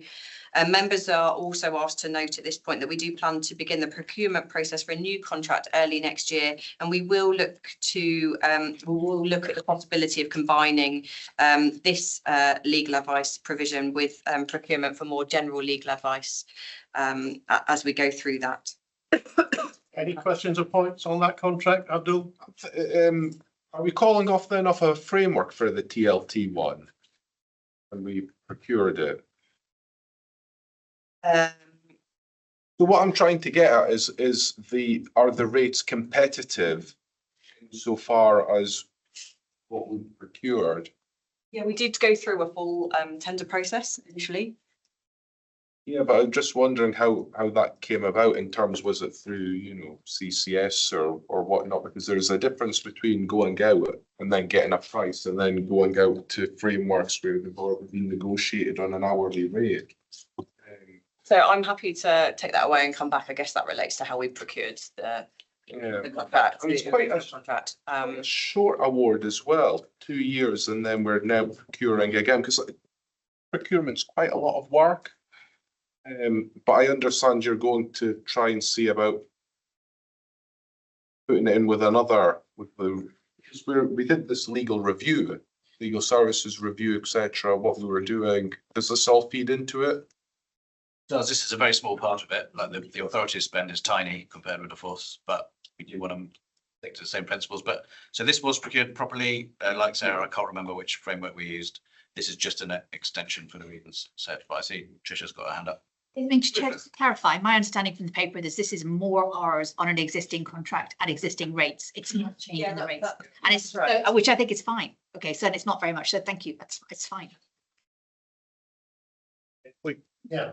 Whilst it's not very much in absolute terms, it's 50% of the value of the original contract, which I think is the maximum we're allowed to go to under public procurement without recompeting the procurement anyway. So we hope this is sufficient to take us through to the new contract coming in. I assume it is. That's why you. Yeah, based on the work that we see moving forward, we think it is efficient. We'll need to. We track it very, very closely, and we're not at the level right now, but we've got a couple of projects that we're moving into that we know would take us over the current limits. But yes, we do monitor it very closely.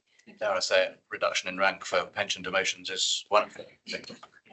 I mean, the short-term nature of it is in 3.2 because we need to bring it to the body-worn video replacement. So we don't want to tie ourselves into one thing when we're actually looking at the contracts around body-worn video. So there's a lot of moving parts with it. But I think you're talking about the next one. Oh, yeah, sorry. We'll get on to the next one. So that I'm fine. I mean, this one would have been below threshold anyway, so wouldn't have been above the threshold for wanted to. But that seems fine. I think I'm happy to support it as long as it's best value in line with all our other procurements on legal advice. Yeah, that was certainly the assessment made when the contract was awarded a couple of years ago. Yeah. Okay, thank you. We intend to approve that, TLT?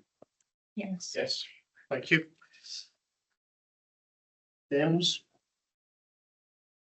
So I think Jack is here so I won't steal his thunder if the preferences that Jack touches on this one.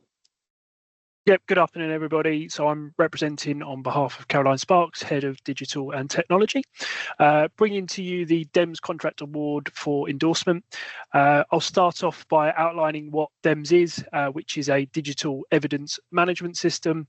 It's a secure platform used to request, store, manage and share digital evidence such as CCTV footage, body-worn video and audio. The background to this is that our DEMS is provided by NICE Investigate Systems. It allows us to request CCTV footage from external parties to be auto-updated, reducing the need for physical media such as discs and other removable media. It integrates with Niche, our records management system for case management and evidence transfer to CPS and onwards via secure share links. It's proven to be a solid solution that is simplistic for users and provides integrations for continued and future innovation. The ask of today is to approve the award for the new contract to DEMS for 2 years with the option of +1. The time frame is to allow greater alignment with the end of the body-worn video contract, which expires in June 27, allowing us to consider a wider range of digital evidence management solutions at that point. In terms of commercials and the route to market, this is via the Crown Commercial Services G-Cloud 14 direct award using keyword search.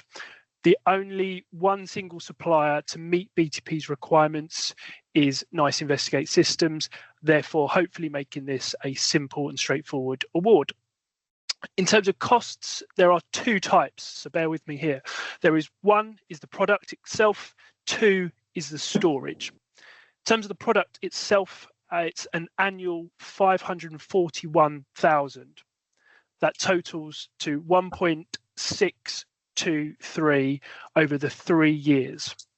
That is an increase of 49,000, which is 9% compared to last year.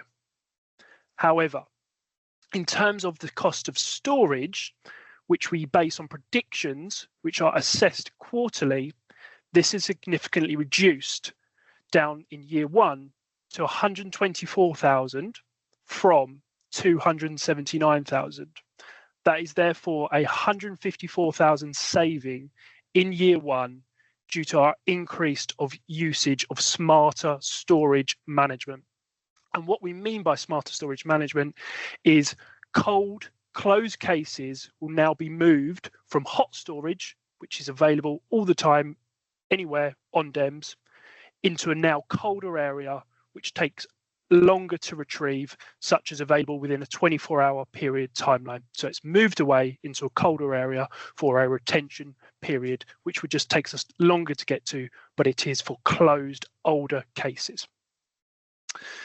That is therefore, in terms of storage, a £462,000 for the 3 years. In terms of combined cost summary, there is a cost reduction in year 1 to 665,000 from the initial predicted 771,000, which is a £105,000 saving. The total costs, therefore, that we are seeking today, or not the costs, but in terms of the award and what this contract will cost us, is 1.3 million over the 2 years, or over that 3-year period, because we're doing a 2 + 1 is 2,085,000. In terms of summary, digital evidence is and only will increase. This contract award provides us with overall cost reduction and ensures that BTP have an effective DEM solution that is fit for the future. Any questions? Thanks, Jack. If you'd like to hang on there while I see if my colleagues have any questions. Yeah. Thanks, Jack. So I had a quick question. Obviously, your paper covers a system and the storage that you've outlined, but I wondered what there was in terms of servicing and responsiveness to failures. So system goes down, BTP is, dependent on this system. What is the responsiveness from the supplier? What's their service level agreements for responding to things? Is there a charge attached to that? I just wanted a bit more detail on that, please. Of course, so that is all included within the contract and the terms and conditions that we currently have. Within side of technology, we have it's classed as a P1 critical business application, and therefore needs to be available 24/7, 365. We therefore have the associated support with that from NICE Investigate Solutions that provide round the hours support. We, in the last sort of running of the contract, to my knowledge, over the last 4 to 5 years, we've only had to use that once in the middle of night, where we received exceptional support as we would require to bring back the system.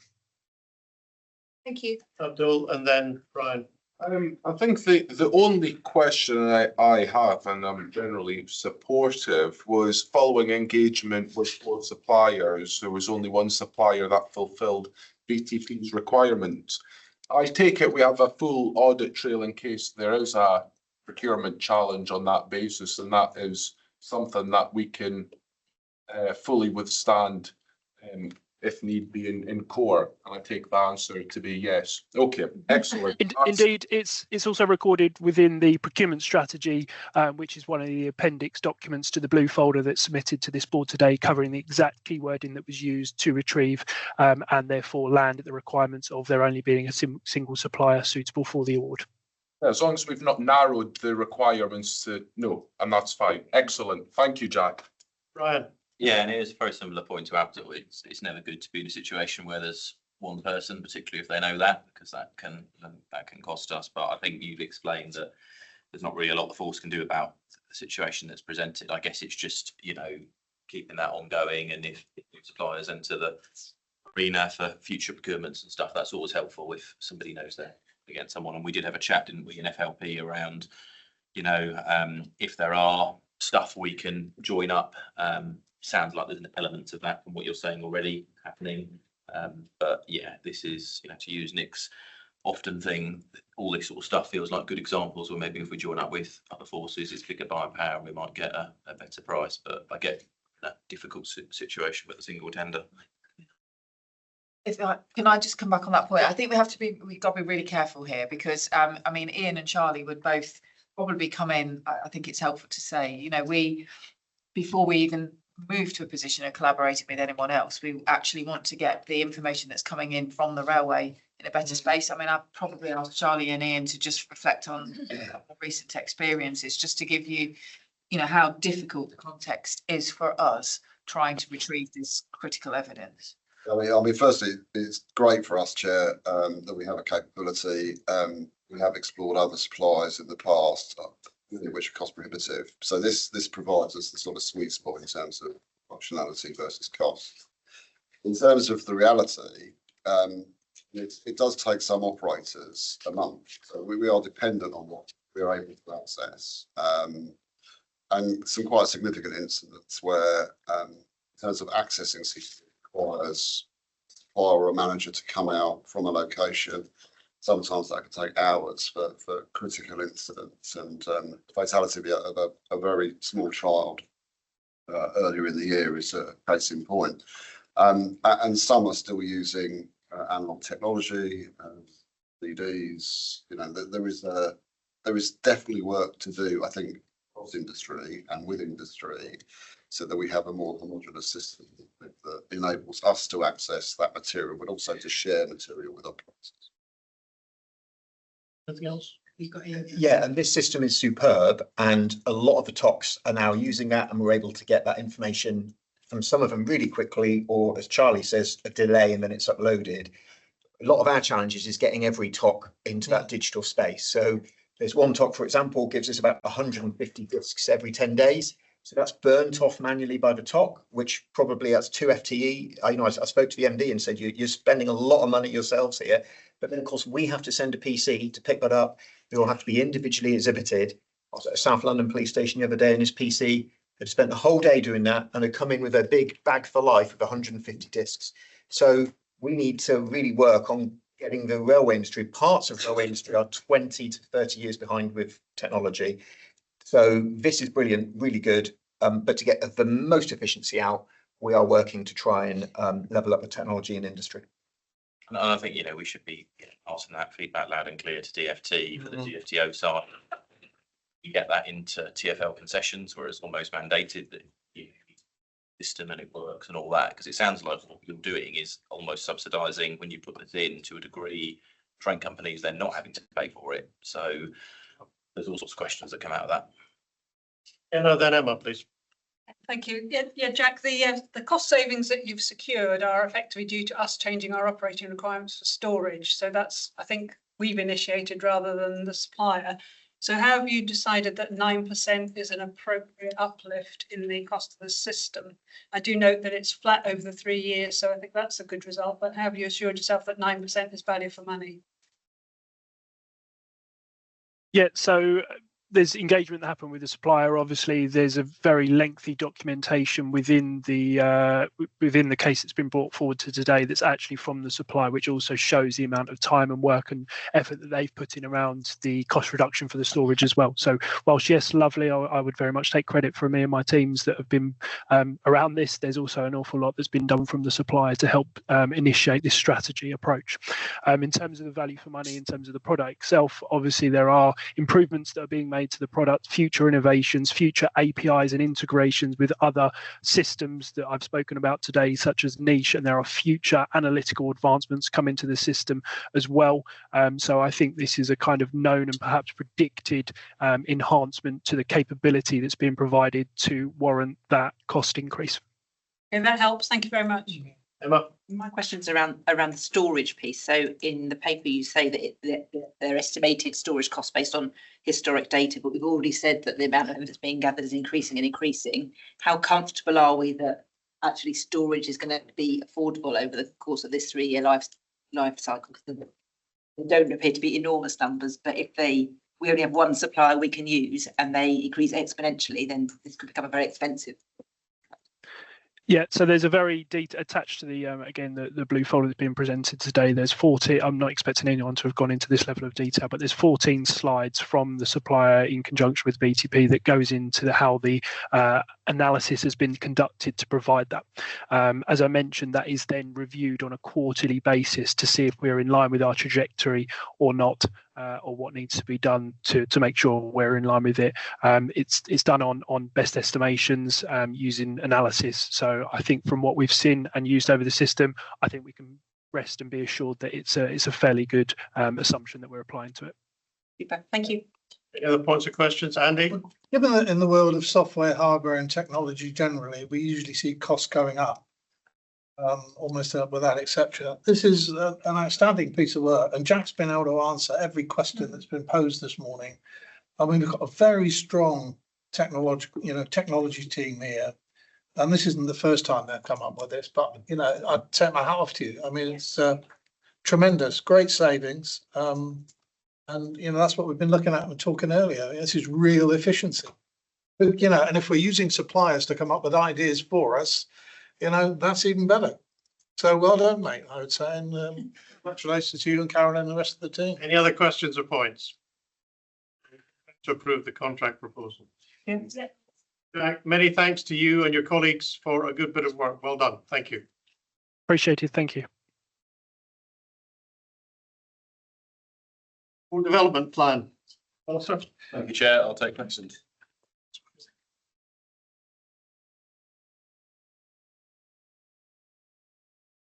I've heard that one. So I think that was Alistair saying he's taken a paper as read. And are there any observations or questions on the? I know it's also lunch shortly for that.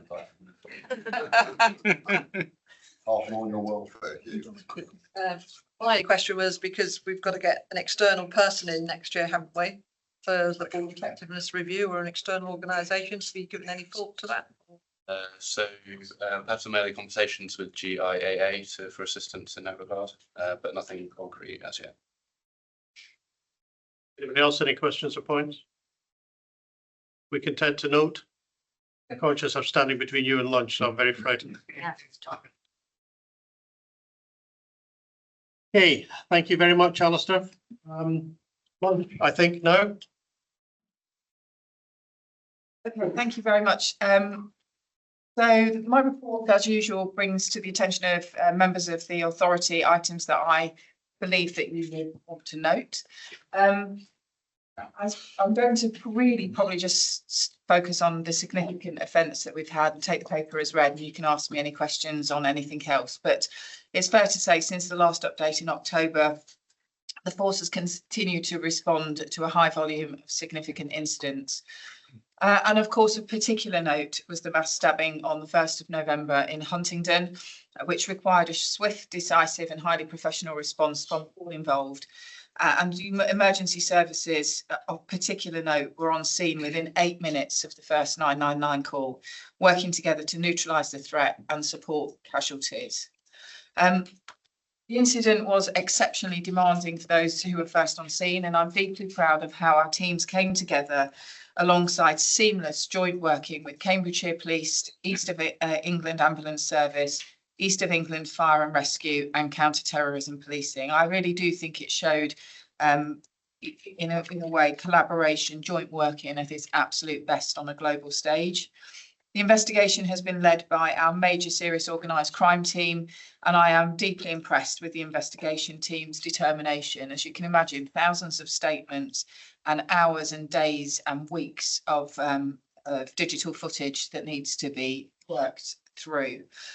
They've really determined throughout supporting victims and also making sure we have very close collaboration with the Crown Prosecution Service in terms of a way forward to deal with Williams, who was arrested.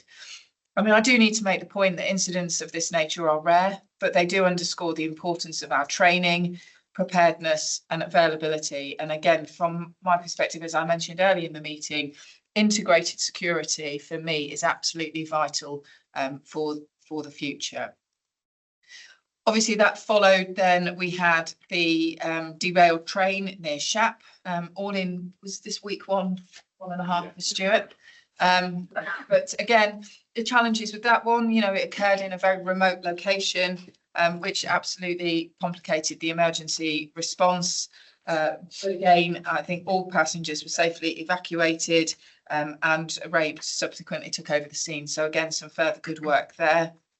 And at 2.10 in my report, I do want a moment to reflect on the tragic murder of Rhiannon White on the 20th of October 2024. She lost her life following an attack at Bestcott Stadium station. Again, the MSOC team led the operation under Operation Trulo, quickly identifying and arresting the suspect, who was subsequently found guilty of murder at Wolverhampton Crown Court on the 24th of October of this year. The professionalism and dedication of all involved were commended by the Crown Prosecution Service. And their letter to me was a letter of appreciation which highlighted the team's preparedness and collaborative approach. And the letter further noted the positive environment created in court and the shared commitment to justice. And for me, this is again a recognition of the testimony to the outstanding work of the officers and staff in what was a truly harrowing case. And finally, I did want to touch on the BBC Panorama documentary, which exposed a misconduct at Charing Cross Metropolitan Police Station, which was aired on the 1st of October. For me, revealed behaviour that is wholly unacceptable and has absolutely no place in policing. But I think certainly I describe it as a proud parent moment, that we definitely as a Chief Officer Group were immensely proud of our officers who spoke up way before that programme was aired and reported unacceptable behaviour in the custody suite. And their courage to me demonstrates our commitment to maintaining the highest standards and supporting one another in doing so. And I have personally spoken to each of those officers who reported what they had witnessed and reiterated the importance and thanked them for challenging and reporting inappropriate behaviour. I'm going to pause there and just see if there's any questions from anybody. Any questions or points? Yes, Brian. Yeah, and I think me and Stuart were talking earlier. I think, I remember in the industry sort of 10, 15 years ago, which is not that long ago, we'd get these really serious offences and there would be questions going, oh, will that be BTP? Will the Home Office have to pick that up, another force and all that? And now I think, people in the industry, know and trust that BTP will do these things. And I think the journey in terms of BTP, being able to get to a point where it easily competes, if not outcompetes, with a Home Office force and the capabilities and all that really are good. And Huntingdon, I think, was a reminder, as you say, around the threat and the risk. But yeah, I think we should definitely echo that was really good work. And yeah, I think it's worth noting. We talk about just that we need to be mindful of the effect it has on the people who go out there, and hopefully from a welfare point of view, all the teams involved in some of those quite horrible incidents, get that support that they need, because I know none of those incidents that you've mentioned there will have been pleasant to deal with. Yeah, and thank you, Brian. I appreciate that. And I think for me, it does demonstrate, the benefit of BTP as a police force to service the railway. We're very cognizant of the need, even in such dreadful circumstances. We recognise the railway needs to still keep moving. And I think we achieved that very, very quickly. And also just in relation to wellbeing, perhaps the members who have been here a long time know that we have invested money. It's been a difficult journey, but we have invested money. We brought our occupational health and our wellbeing services back in house, and I think it's fair to say that investment is paying off, continues to pay off, and definitely in some of those incidents, people are getting the support that they require. And those on People and Culture Committee know that the all people survey was positive in relation to wellbeing, which was good. Before you go on, Paula, did you have some point to make? Yes, I just wanted to pick up on the point you make at 5.2, 5.3 about Angiolini 2. I've read both reports and looking at the tribute that's paid to the work done by BTPA, it's very clear we may be a small force, but we're a really influential force. And I think when we see the right thing to do and we're prepared to commit real resources to do it, it shows that we can lead the way. So I think we should both recognise that and also not be frightened of that role. No, that's right. Yeah. I mean, I have to say I was really, really delighted to read her reflection, because again, she's formed that through the people that she spoke to. So, we have to have a very strong conscience about violence against women and girls, and we need to be relentless in our determination to bring those who harm women and girls to justice. And you're absolutely right, Paula. We've got to be unafraid to shout about it when we're doing well. And I like to think, you know, her affirmation is that we are making a difference. And I think the decision earlier on in the authority will help us to take that to the next level.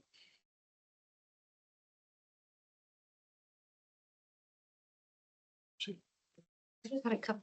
Oh, sorry. No, that's quite all right. Just wondered, Lucy, in 3.2, you mentioned about the working on the stakeholder engagement work with both the UK government and then with Scottish government as well. Is there any work happening with Yes. stakeholder engagement? Yes, so there's a lot. So Ian has been having a lot of engagement with the Welsh government recently. So we try to, or we make sure that we're sort of equitable with that. But I'm certainly happy to pick that up and we can brief you on that. That'd be helpful. Part of your induction. Yeah, that'd be great. Thank you. Any other points or questions for Lucy? Are we content to note the report? Just before we leave this, I was fortunate enough to have a briefing session with the SIO and his team in terms of the Huntingdon incident, and I was hugely impressed by the professionalism of the team and the fact they'd looked at all the angles to ensure that a proper case was being built up at pace, and it was a very impressive piece of work, I have to say. Thank you. And the one bit I haven't mentioned in Huntingdon, but Stuart and I have both watched the CCTV onboard footage, and the bravery of people in those carriages is just like something neither of us have seen before. I think we all like to think we'd be a hero on the day, but you never really know how you're going to react when you're in a position of being very frightened. And definitely the actions of a number of people in that carriage saved lives without a shadow of a doubt. And we have had the opportunity to share our view in relation to that. And also that's why we purposely put that in our press statement. We felt it was necessary that arguably globally people understood how brave people in that carriage had been. Okay, thank you. Chief Executive. Thank you. I've provided a short written report. I was going to draw attention to a handful of points within it. Possibly the most important one is paragraph 3 of my paper, where I talk about the senior influence group, and that's we've referenced that several times in this meeting already. But essentially, that group, which Diane chairs, has brought together senior leaders from the industry with ourselves and the chief officer group to talk mainly about funding issues. It only really gathered pace, I'd say, from September for this year. Yes, anyway, our view is that it should continue to exist, but that the agenda should evolve, if you see what I mean. So a key thread from this morning was translating the investments in BTP into benefits for the industry and helping the industry to recognise those fully. That could be one of the strands. I feel our view is it would meet less frequently at the beginning of the year, that the pace might pick up towards the end of the year in support of next year's budgetary discussions. But what I wanted to say for now is we do believe it should have a continued existence. I do believe we should have a look at its terms of reference because they may have changed slightly. And to spare her blushes, I think Diane feels that she sort of fell into chairing it partly by accident. I know we shouldn't just assume that, you know, Diane will chair it. From my point of view, I'll be delighted if Diane could carry on to chair it. But anyway, there may be a process over the next month where we kind of review the terms of reference to that group. Don't know if you want to say anything now that I've embarrassed you, Diane, or perhaps I haven't. Just on the SIG continued existence. No, I do think we need to look at the terms of reference to make sure that it's on the right areas and that we agree that with the industry, because we have covered a lot of ground in a short period of time. There's going to be changes in the industry as well, or changing people, so we need to think through that as well. I do think it has a justifiable ongoing existence just because of, you know, the work that we've covered so far, and I think it's going to get more difficult. So yeah, I think Ron, you alluded earlier on to, you know, future challenges, you know, etc. We're at the moment in time currently, and I think continuing to work the industry in the way we have done the last sort of 6 to 12 months is going to be fundamental. In terms of chairmanship, Hugh, I think I volunteered. I mean, I was the member representative on SIG, but you and I discussed it probably better if I'd chaired it so you could participate in the meeting. So that's how I ended up chairing it. But I think it's also appropriate that if there's other BTPN members that would like to have a go at chairing it, I'm not precious. That's all I'm saying.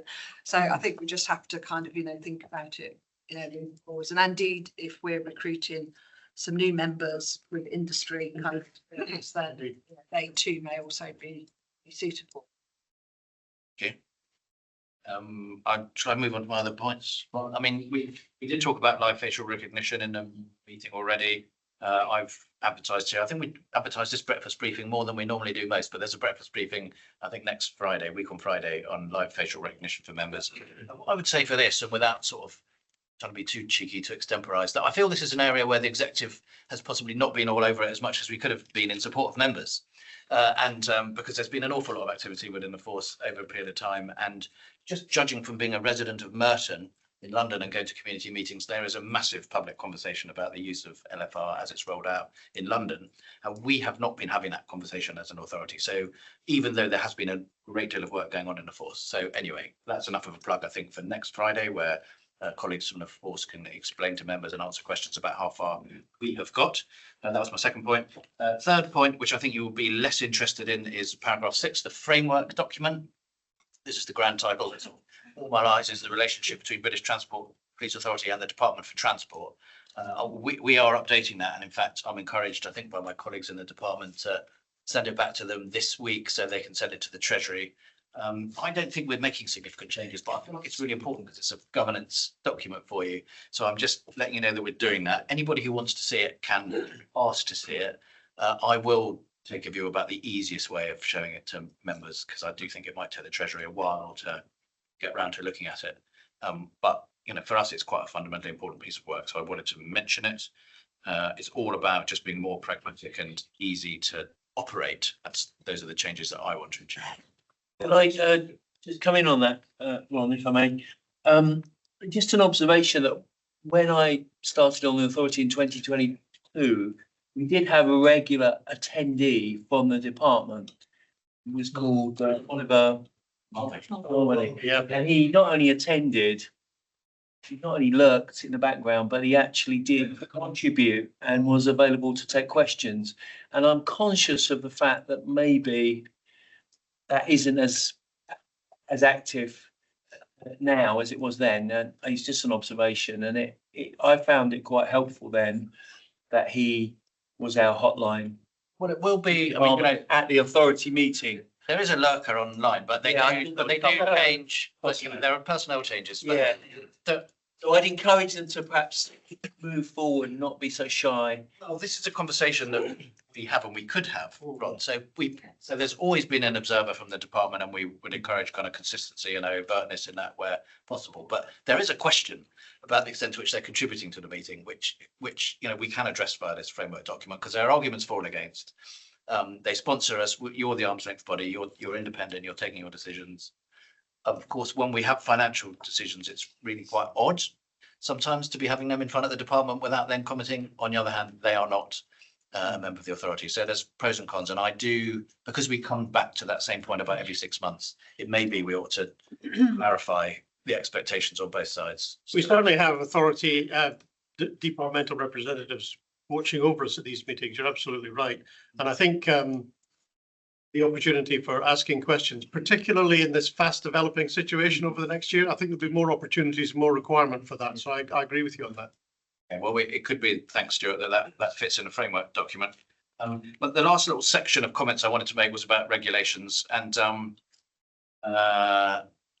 I'm trying to make this come to life, accessible for you. But so for the executive, indeed for the force, but for the executive, there is a great body of work about regulations, which mostly go to conduct, discipline, etc. So you know that there are some vetting regulations because you approved them in October, and they are very shortly to be before the Secretary of State, I hope. You know that there are something grandly called amendment regulations because you've very nearly approved them today, and Kate introduced them to you. There's something else actually that's also called amendment regulations at the moment that broadly is about the circumstances under which an officer would be suspended when their vetting is being looked at, or when their conduct is being looked at. the Home Office, in their wisdom, feel that they need to be more prescriptive about the situations under which you would expect to suspend someone or not. So we will need to decide whether we want to follow that or not. It's another set that you have not seen yet. There is going to be another set, I believe, after the passage of the Crime and Policing Bill, which introduces a barred and advisory list for all those who've been dismissed from policing, and we will be required to operate a list. And I believe that will require some regulations from ourselves about how we make that work. So that will be coming towards you in the first quarter of next year. And then there was a final set, which also depends on the passage of the Crime and Policing Bill, where the Chief Constable will be given a right of appeal against a conduct hearing to the Police Appeals Tribunal. This is something I think this Chief Constable has wanted for some time. He previously had to, the only recourse is to judicial review against a finding of a misconduct panel. But with the Home Office, we would need to write in an ability for our Chief Constable to appeal to a Police Appeals Tribunal. So that is actually 5 sets of regulations. I hope that, well, it's not going to be a test later, but the point is there's a body of work. Each time we bring it to you, we're going to have to kind of explain to you what it is, because for the best in the world, it's quite hard to keep on top of it. And just picking up on our earlier conversation, so I have a temporary resource in who's helping us called Sonia Mahindru, who, and picking up on Abdul's point, who's actually come from the force. So everyone's a winner, and we're very happy to have Sonia with us to help us with this body of work. Well, she's only here until the end of March, and I do think there's going to be a tail from some of those 5 sets of regulations beyond the end of March, sadly. So we'll have to consider how we resource that. But it is it's a fair body of work, and I wanted to pull it out. My last point, Ron, just because it's similar, is where I talk in paragraph 12 about the panel development day that with chief officers and others from the force we hosted on the 25th of October. That's the second year I think we've done it in person. Previously did it online, and worked so well. It is a really good occasion where, you know, key colleagues from PSD and COG and from our team get to meet the people who serve as independent panel members or chairs or otherwise on that and in future vetting panels. Just wanted to say that it was a good occasion, and to thank my team and the force teams for giving up a Saturday, October half term, pretty much to give over to that event. So, but the relationships you build up, I think, help to make those panel processes work throughout the year. That's all I was going to say. Thanks very much. Any questions or points for Hugh? Andy, then Brian. I was just going to say, you don't beat yourself up over live facial recognition. I mean, we got an invite from the Met, which Amir and I took up probably 18 months ago now. So, you know, we have been on the case, and it was probably one of the best trips we've been on for a long while. So, you know, we do get those opportunities. I don't know that we keep a sort of tick list of how much we take advantage of them on, but they're very valuable. Brian? Yeah, and I get my question was also LFR related, and I guess Lucy, you've told us at the beginning of this meeting around the affordability risk associated with LFR off the back of the budget that's been agreed. So I guess it'd just be good to get that fed into the breakfast briefing, depending on how much work's already been done, so we know what is actually realistic for us. Because I think you've expressed there could be a challenge there. We've got the pilot one that we've got, and that's it. Nothing else is possible.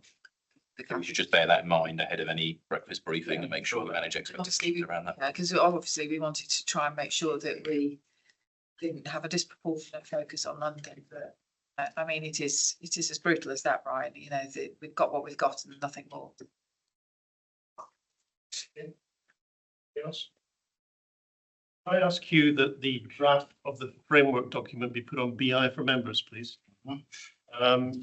Most of you will know, I think, that framework documents seem to have fallen out of fashion a while ago and have come back into fashion again. And a lot of arm's length bodies across government have framework documents which are verging on 10 and 15 years old. They're supposed to be renewed every 3 years or so, I think it is. Yeah. And perhaps they're getting back on the front foot of that, but it'd be worth a look if we put that on BI for you. Otherwise, we content to note the Chief Executive's report. Before we go on to risk, Chair, can I just check that members had no questions or comments regarding the 2 performance reports underpinning the Chief Constable's report, item 10.1, 10.2? Anybody? Okay, thank you. Risk summary. Who's going to deal with this? Lindsay, down in the distance. Thank you, Chair. I'll keep this brief because we've had a lot of really good discussion today, a lot of it aligned to our strategic risks, particularly thinking about the financial sustainability, major incidents, talking through the Chief Constable's report, and obviously legitimacy, talking about the regulations as well. In the quarter, the only risk to have reduced this quarter is cybersecurity and information management. Although in Q3, I just want to have another look at the metrics and underlying risks underpinning this risk. It's certainly the #1 risk on most risk registers that you see, regardless of industry. In the future, in the coming quarter, I would be surprised if we don't see a little bit of reduction, or at least a trajectory towards reducing the health, safety and wellbeing risk on the back of really good risk assessments, improved reporting, but also less injury. So that's proving quite a positive trajectory. We've got deep dives of the recruitment and retention risk, which might actually change its name, because we're really taking away the focus from just recruitment and really broadening it into, do we have the number and almost the quality of people that we need to be able to deliver our strategic objectives, which encompasses a lot more than just recruitment. It's about progression, etc. And yeah, estates deep dive is underway as well. Not to steal Kenna's thunder, but at ARAC, the members considered a strategic risk / opportunity round about Great British Railways, which ties in quite neatly with the existing industry confidence risk. The Chief Executive and Deputy Chief Constable are going to consider the wording around this, the options for this, and we hope to give it due regard at the next low risk workshop. Members had a really good discussion about the real opportunities that GBR presents, but also the uncertainties about what will happen with funding and any decisions around policing and security. And just to say, work is ongoing in the background with Force colleagues, just in terms of making the risk papers as value add and input to you as possible. Take any questions. Any questions or points? Yes. Thank you. Thanks for the update, Lindsay. A general point and a specific point. The general point is I think just to encourage the risks are still not moving very much quarter to quarter. So I kind of it's great when they do move, and it's good to see. I really value the deep dive on legitimacy in the previous 6 months, and also the move on cyber and data security, but it does still feel like a pretty static assessment. And then specifically looking at this data, this would suggest that the thing that we're all worried about absolutely the most right now is financial sustainability. I'm anticipating that in the back of having just established a 3-year funding envelope, we will be expecting quite a significant shift in that by the next time we sit down together. Yep, so that's forecast to fall within the next 1 to 3 years. I think you're right, possibly sooner. Apart from the stability with securing a 3-year medium-term financial plan, we've always said one thing underpinning this risk is really good financial controls in place, and we see that Finance Assurance Board and different committees. So yeah, we will make sure with Sarah as the joint risk owner and staff that we give this risk a really good shake in the next quarter and reflect the real progress that's happened. Finances. Any points, comments?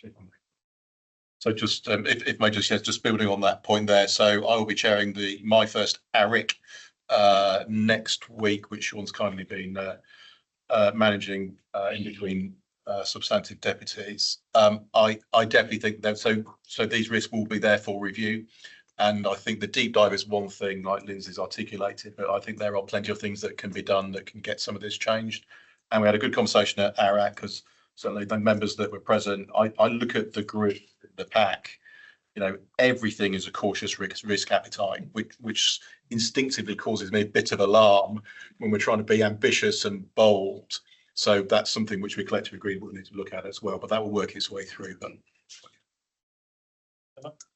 One for me is that I find it useful to look at those kinds of tables and say, does this reflect the things that we've talked about worrying about in this meeting? So one of the things that hasn't jumped out at me in here is, you know, the changes that will come forth in the restructuring the rail industry, restructuring policing. Are they in here somewhere? Will admit to not having been every page in the backup check, but it might be a lens that's worth looking at. You know, should we? Does it represent the stuff that we are all worrying about? You know, I think from the earlier decisions, there are some areas which will go up. So particularly the estates investment. You know, we've got some of our people working in places that I find totally unacceptable. And that's even when we've prioritised other stuff, which is really unacceptable. We are constrained by a very poor estate, which we don't own. And actually some of the capital restrictions are going to make that, you know, a continued problem, which will probably rise in terms of risk. Anybody else, any comments? Subject to those comments, are we content to note the risk profile? Thank you very much. Committee minutes. Can we start with the People Committee, Nick? Yeah, thank you. Be brief, Chair. It was Venice's first meeting as interim head of People and Culture, and it was seamless. Very well run from her team's point of view. I think the two things that the committee are particularly interested in at the moment are an ongoing focus in the People Survey and what's happening in response to the People Survey, and the other is, and I know from the minutes, Chief Constable comment, things will become clearer after the MTFP things, but we're interested in PSST and how it's going to be delivered from an employer's perspective, not from an operational perspective. So those are the two things to note. Any answer questions for Nick? Can I just say on that, Nick, there is the review of that was agreed at Chiefs Council last week, just to look at whether the actual model is still the new model that we were supposed to be going to, whether or not that is indeed the right model for policing for the longer term. So we can provide you with progress as that as we get the updates through Chiefs Council. And Ian and I are talking about it as well. So, you know, we don't feel unsighted on it, but, you know, we're very conscious we are the employer and we want our staff to have the best possible training and to be in the same position as any other officer in any other force. Of legal cover. Strategy and planning. 3 very quick points for me. For about the last 3 years, we've had a paper about unfunded pressures, things that we mustn't forget about but aren't current and somewhere up the ether. The list of things in that paper has shrunk over time, but the one that was kicking around all the way through was the Emergency Services Network, which now, seen from the papers for this meeting, has suddenly, you know, spread wings and is becoming a real issue. So worth just noting on that. We need to make sure we come back to that one. On the medium-term financial plan, I would encourage you, things that were raised at that meeting have been addressed by Steph and the team, and you've seen it in the background papers. And it's quite an extensive piece of work to answer some quite logical questions. So don't lose that. And if you haven't had a chance to look at it, you might want to do so in good time. And the last thing really is we took a paper on fixing the foundations to really mimic what we did with fixing the fundamentals in IT with what we're now trying to do with estates. Because when we talk about estates, very often, half the time we're just talking about minor new works or fixing this or replacing that. And the issues around the estate are much bigger than that. Even though, you know, it's polarized by big spend on leases in London. But that's been quite successful, and we're going to come back to that. And what we'd asked for was that paper on fixing the foundations becomes a touchstone, as indeed fixing the fundamentals did 3 years ago. And we get that updated as time goes on. So you've got a point of reference when you want to find out what's going on in that area, which drives a lot of the costs. Thanks. Questions or points? Is our PC, Ian? Thanks, Chair. The two main things discussed were deployment in Scotland's D division. I think we've had some very good news through the medium-term financial plan today, and that will go back and be discussed again at the next committee. And there was a discussion of external affairs, noting that quite a lot of activity had been going on, but the committee wanted to have a bit of a forward look at that rather than just a backward look.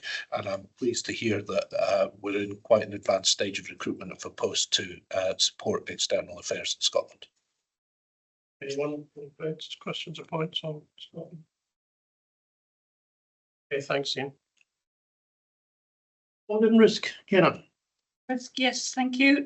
A couple of points. First of all, we took 2 internal audit reports, one on governance and one on the MTFP process. Both were given a moderate rating by auditors. I think on governance, there were some suggestions it might be a time for a bit of a refresh of some of the governance structures within the force. And I think it's perfect timing with the new DCC coming on board to give things a bit of a shakedown and see if we can get to a more efficient structure for you.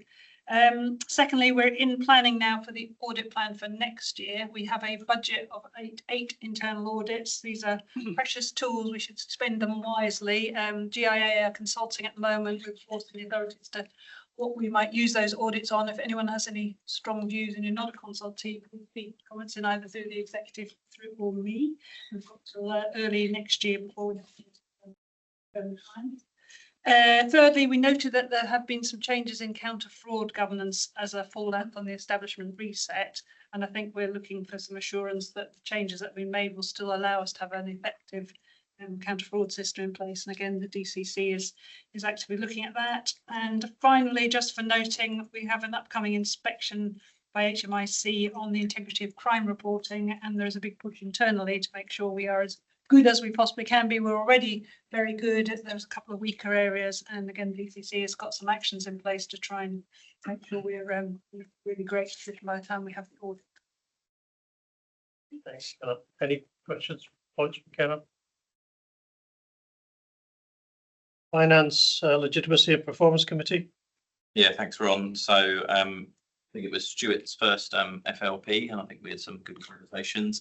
One of the first things we talked about was the rail staff survey. So obviously this is BTP survey, but one of the challenges is around low response rate. And clearly BTP don't have contact details and email addresses for everyone in the industry. So the importance of industry kind of promoting that, and also question mark over whether we want to do something different next year, given the very low response rates, which we sort of, put less than 10%, I think, if you look at everyone who works in rail. Policing plan. So yeah, we talked about some best practice around the rail safety action plans, policing plan performance. I think the 2 challenges that stood out probably was robbery and violence against women and girls as being priority areas that we need to look at. And cable theft was also mentioned. That does feel like it's creeping up, so one just to monitor. That's not a BTP issue, that's wider, across the Home Office arena as well. And then legitimacy. So we had some conversations on out of court disposals and those kind of alternatives. And also discussion on crime reporting compliance, but making sure that doesn't overly burden our frontline officers, but also noting that it is a mandatory requirement. And I won't talk about finance because we've done that here this morning. Any questions or points? We can tend to note all the committee meetings, committee minutes. Okay, thank you. We're now on the minutes for the last full authority meeting. We're taking them at this stage because we wanted to devote more time to the MTFP at the start of the meeting. Everybody was fresh. There are 19 pages of minutes. I don't intend to go through them page by page. To say, does anybody have any item on any page they wish to query or question? Yeah. So I was at the last meeting, but I did provide quite a few comments in advance of the meeting, and I'm sure other members do as well. So is there scope for that to be included on the list? I think it's a secretary's note, yes. I think that might be helpful. Yeah, sure, we can do that. If you can liaise with those. Anybody else? Any points they want to raise in respect to the minutes? We take them as a accurate record. Thank you very much. Then we come to the actions. 8/2025 is recommended for closure. Does anybody have any points they want to make in relation to that?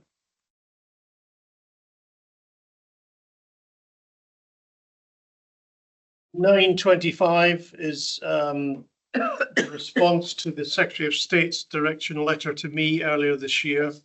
We will get that. That's the process of being drafted. We will get that circulated to members before it's sent back to the Secretary of State. But the intention is to have that back with her by Christmas.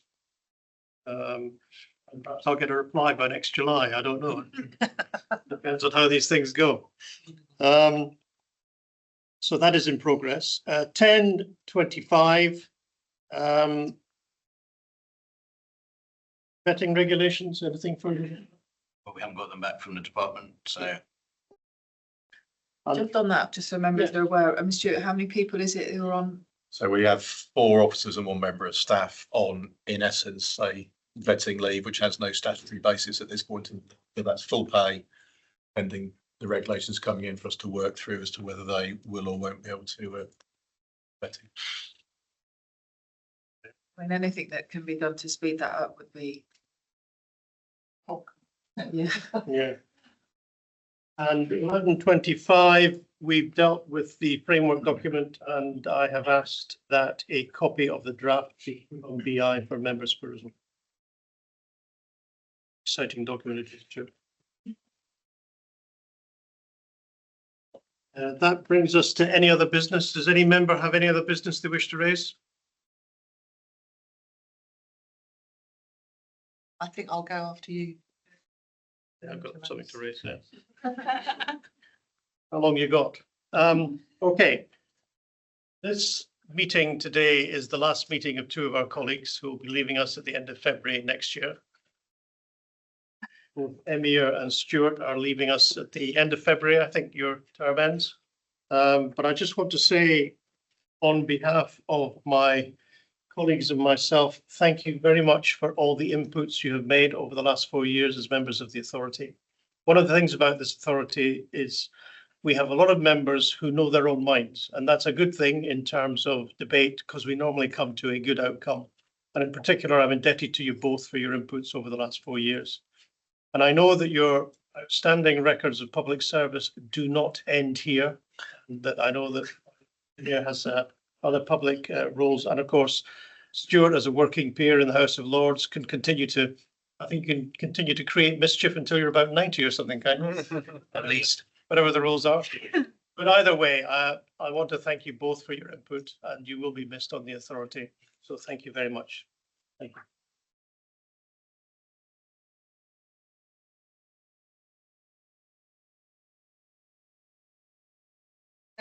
Ron, this is Yes, your this is life. So I've been asked on behalf of all of us to also recognise the fact that this is Ron's last formal authority as our chair. I have a few words to really kind of charter his long and illustrious career with the authority. And in fact, when Ron first joined the authority, I was on the authority in my first stint. And I liked him so much, I came back a second time. Anyway, so first of all, I echo the thanks that you've made to both Emir and Stuart for their service to the authority. But it would be remiss of me and indeed all of our authority members if we did not take the opportunity to note that today is also your last formal. Which obviously ends in March next year, and it's also your second formal term. So a bit like me, you liked it so much you came back. So you were first appointed as chair in 2018, and you have the distinction of being the longest serving chair of the BTPA since its establishment in 2000. So I think it goes without sort of saying we are going to lose an awful lot of knowledge, stability and experience when Ron is in. So I've only got a few minutes and I'm conscious I'm standing between this meeting and you all departing, but the time available probably makes it quite difficult to justify everything that you've done. So first of all, the Manchester Arena bombing in May 2017 and resulting public inquiry into the response by the emergency service was a defining chapter for BTP, and we should recognise the role you have played in stewarding the authority's oversight of the force and the lessons that have been learned. You have overseen the creation of the Scottish Railways Policing Committee, a joint committee between BTPA and the Scottish Police Authority to enhance the oversight of police in the railways in Scotland. I remember that being set up in my first stint, and yeah, it was very much needed. You have created the People and Culture Committee to better enable the authority to hold force leadership to account on how they look after our most important peoples, our people. You have more recently introduced the BTPA Senior Influence Group, composed of our major industry funders, to better ensure the budget awarded to the force strikes an appropriate balance between providing the force the resource they feel they need, and that those resources respect wider pressure on public finances. I should also not downplay the leadership you displayed in stewarding the authority through COVID. And you have led the authority through changes in leadership. In Lucy, our chief, you have recruited a chief constable who has made and continues to make great strides in delivering an efficient and effective police force for the railways, alongside national leadership in terms of police values and behaviours. You also appointed Hugh Ind, who, as Chief Executive of the authority, has worked tirelessly to support members in overseeing the force to ensure it polices our communities legitimately and proportionately. There is much to the role of the chair that is unsung. You have worked with 29 different members on the authority since you first joined. To corral such a diverse range of backgrounds and views to deliver corporate oversight over 8 years is no mean feat. Let's see how they get on with the nurses. It is for those reasons that, with fellow members' permission, I ask that our formal thanks be entered into the minutes in anticipation of presenting you with a formal token of our appreciation prior to March next year.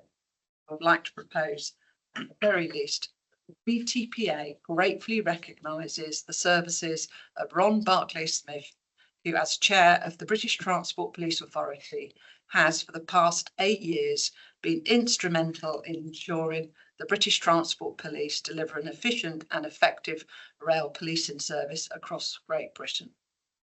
I am sure that, with members' permission, that can be wordsmithed further following today to do justice.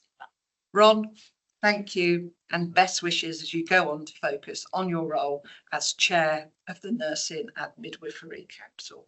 We will miss you. Thank you.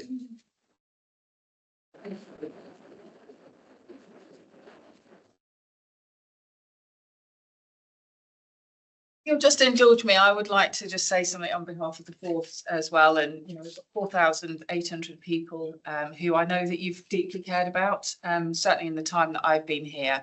I would like you to take it. So thank you for taking a bit of a punt on me as the Chief Constable. I hope I've not been too much of a problem for you. And I mean, Ron and I think it's what people don't see.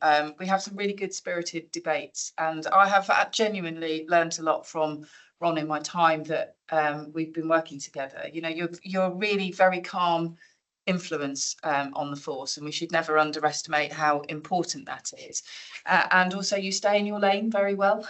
You stay in your lane very well, particularly with the operational aspect of it. And I know my predecessor, that was very much the case through Manchester, and that was very much the case not so long ago in terms of Huntingdon. You were there.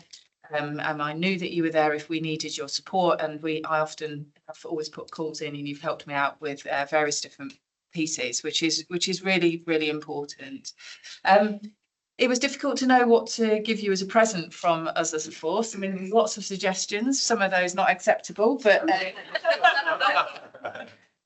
we'll work on my Moonpig selection of cards. I rejected that one as well. But we wanted to give you this actually, Rod. So these are limited edition. There's hardly any left in existence. And you and I have had many debates over the years, you know, from me moaning that I had a smaller truncheon than my husband when I joined because I was a woman, and we've had plenty of debates around that. But this is hopefully a little memento that you can have and think of us put it on the desk at in your new role or have it at home. But it's just so people know, it's a very original miniature BTP custodian helmet. For a long time.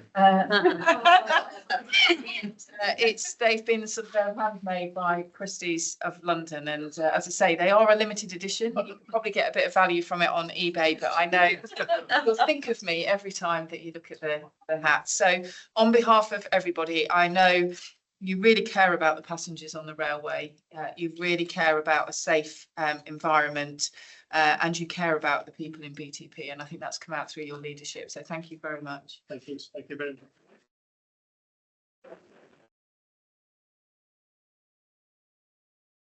I'm not going to make a speech, since I spent all of last night writing their speeches. I will get a chance, I think, to say, suffice to say this, this is probably the best chair job in the public sector, because not only do you have the unfashionably called the smoke-filled rooms part of the job, but there's also the most important part of the job, which is getting out to see the troops. It's always the men and women on the force. I'll miss you all. Thank you.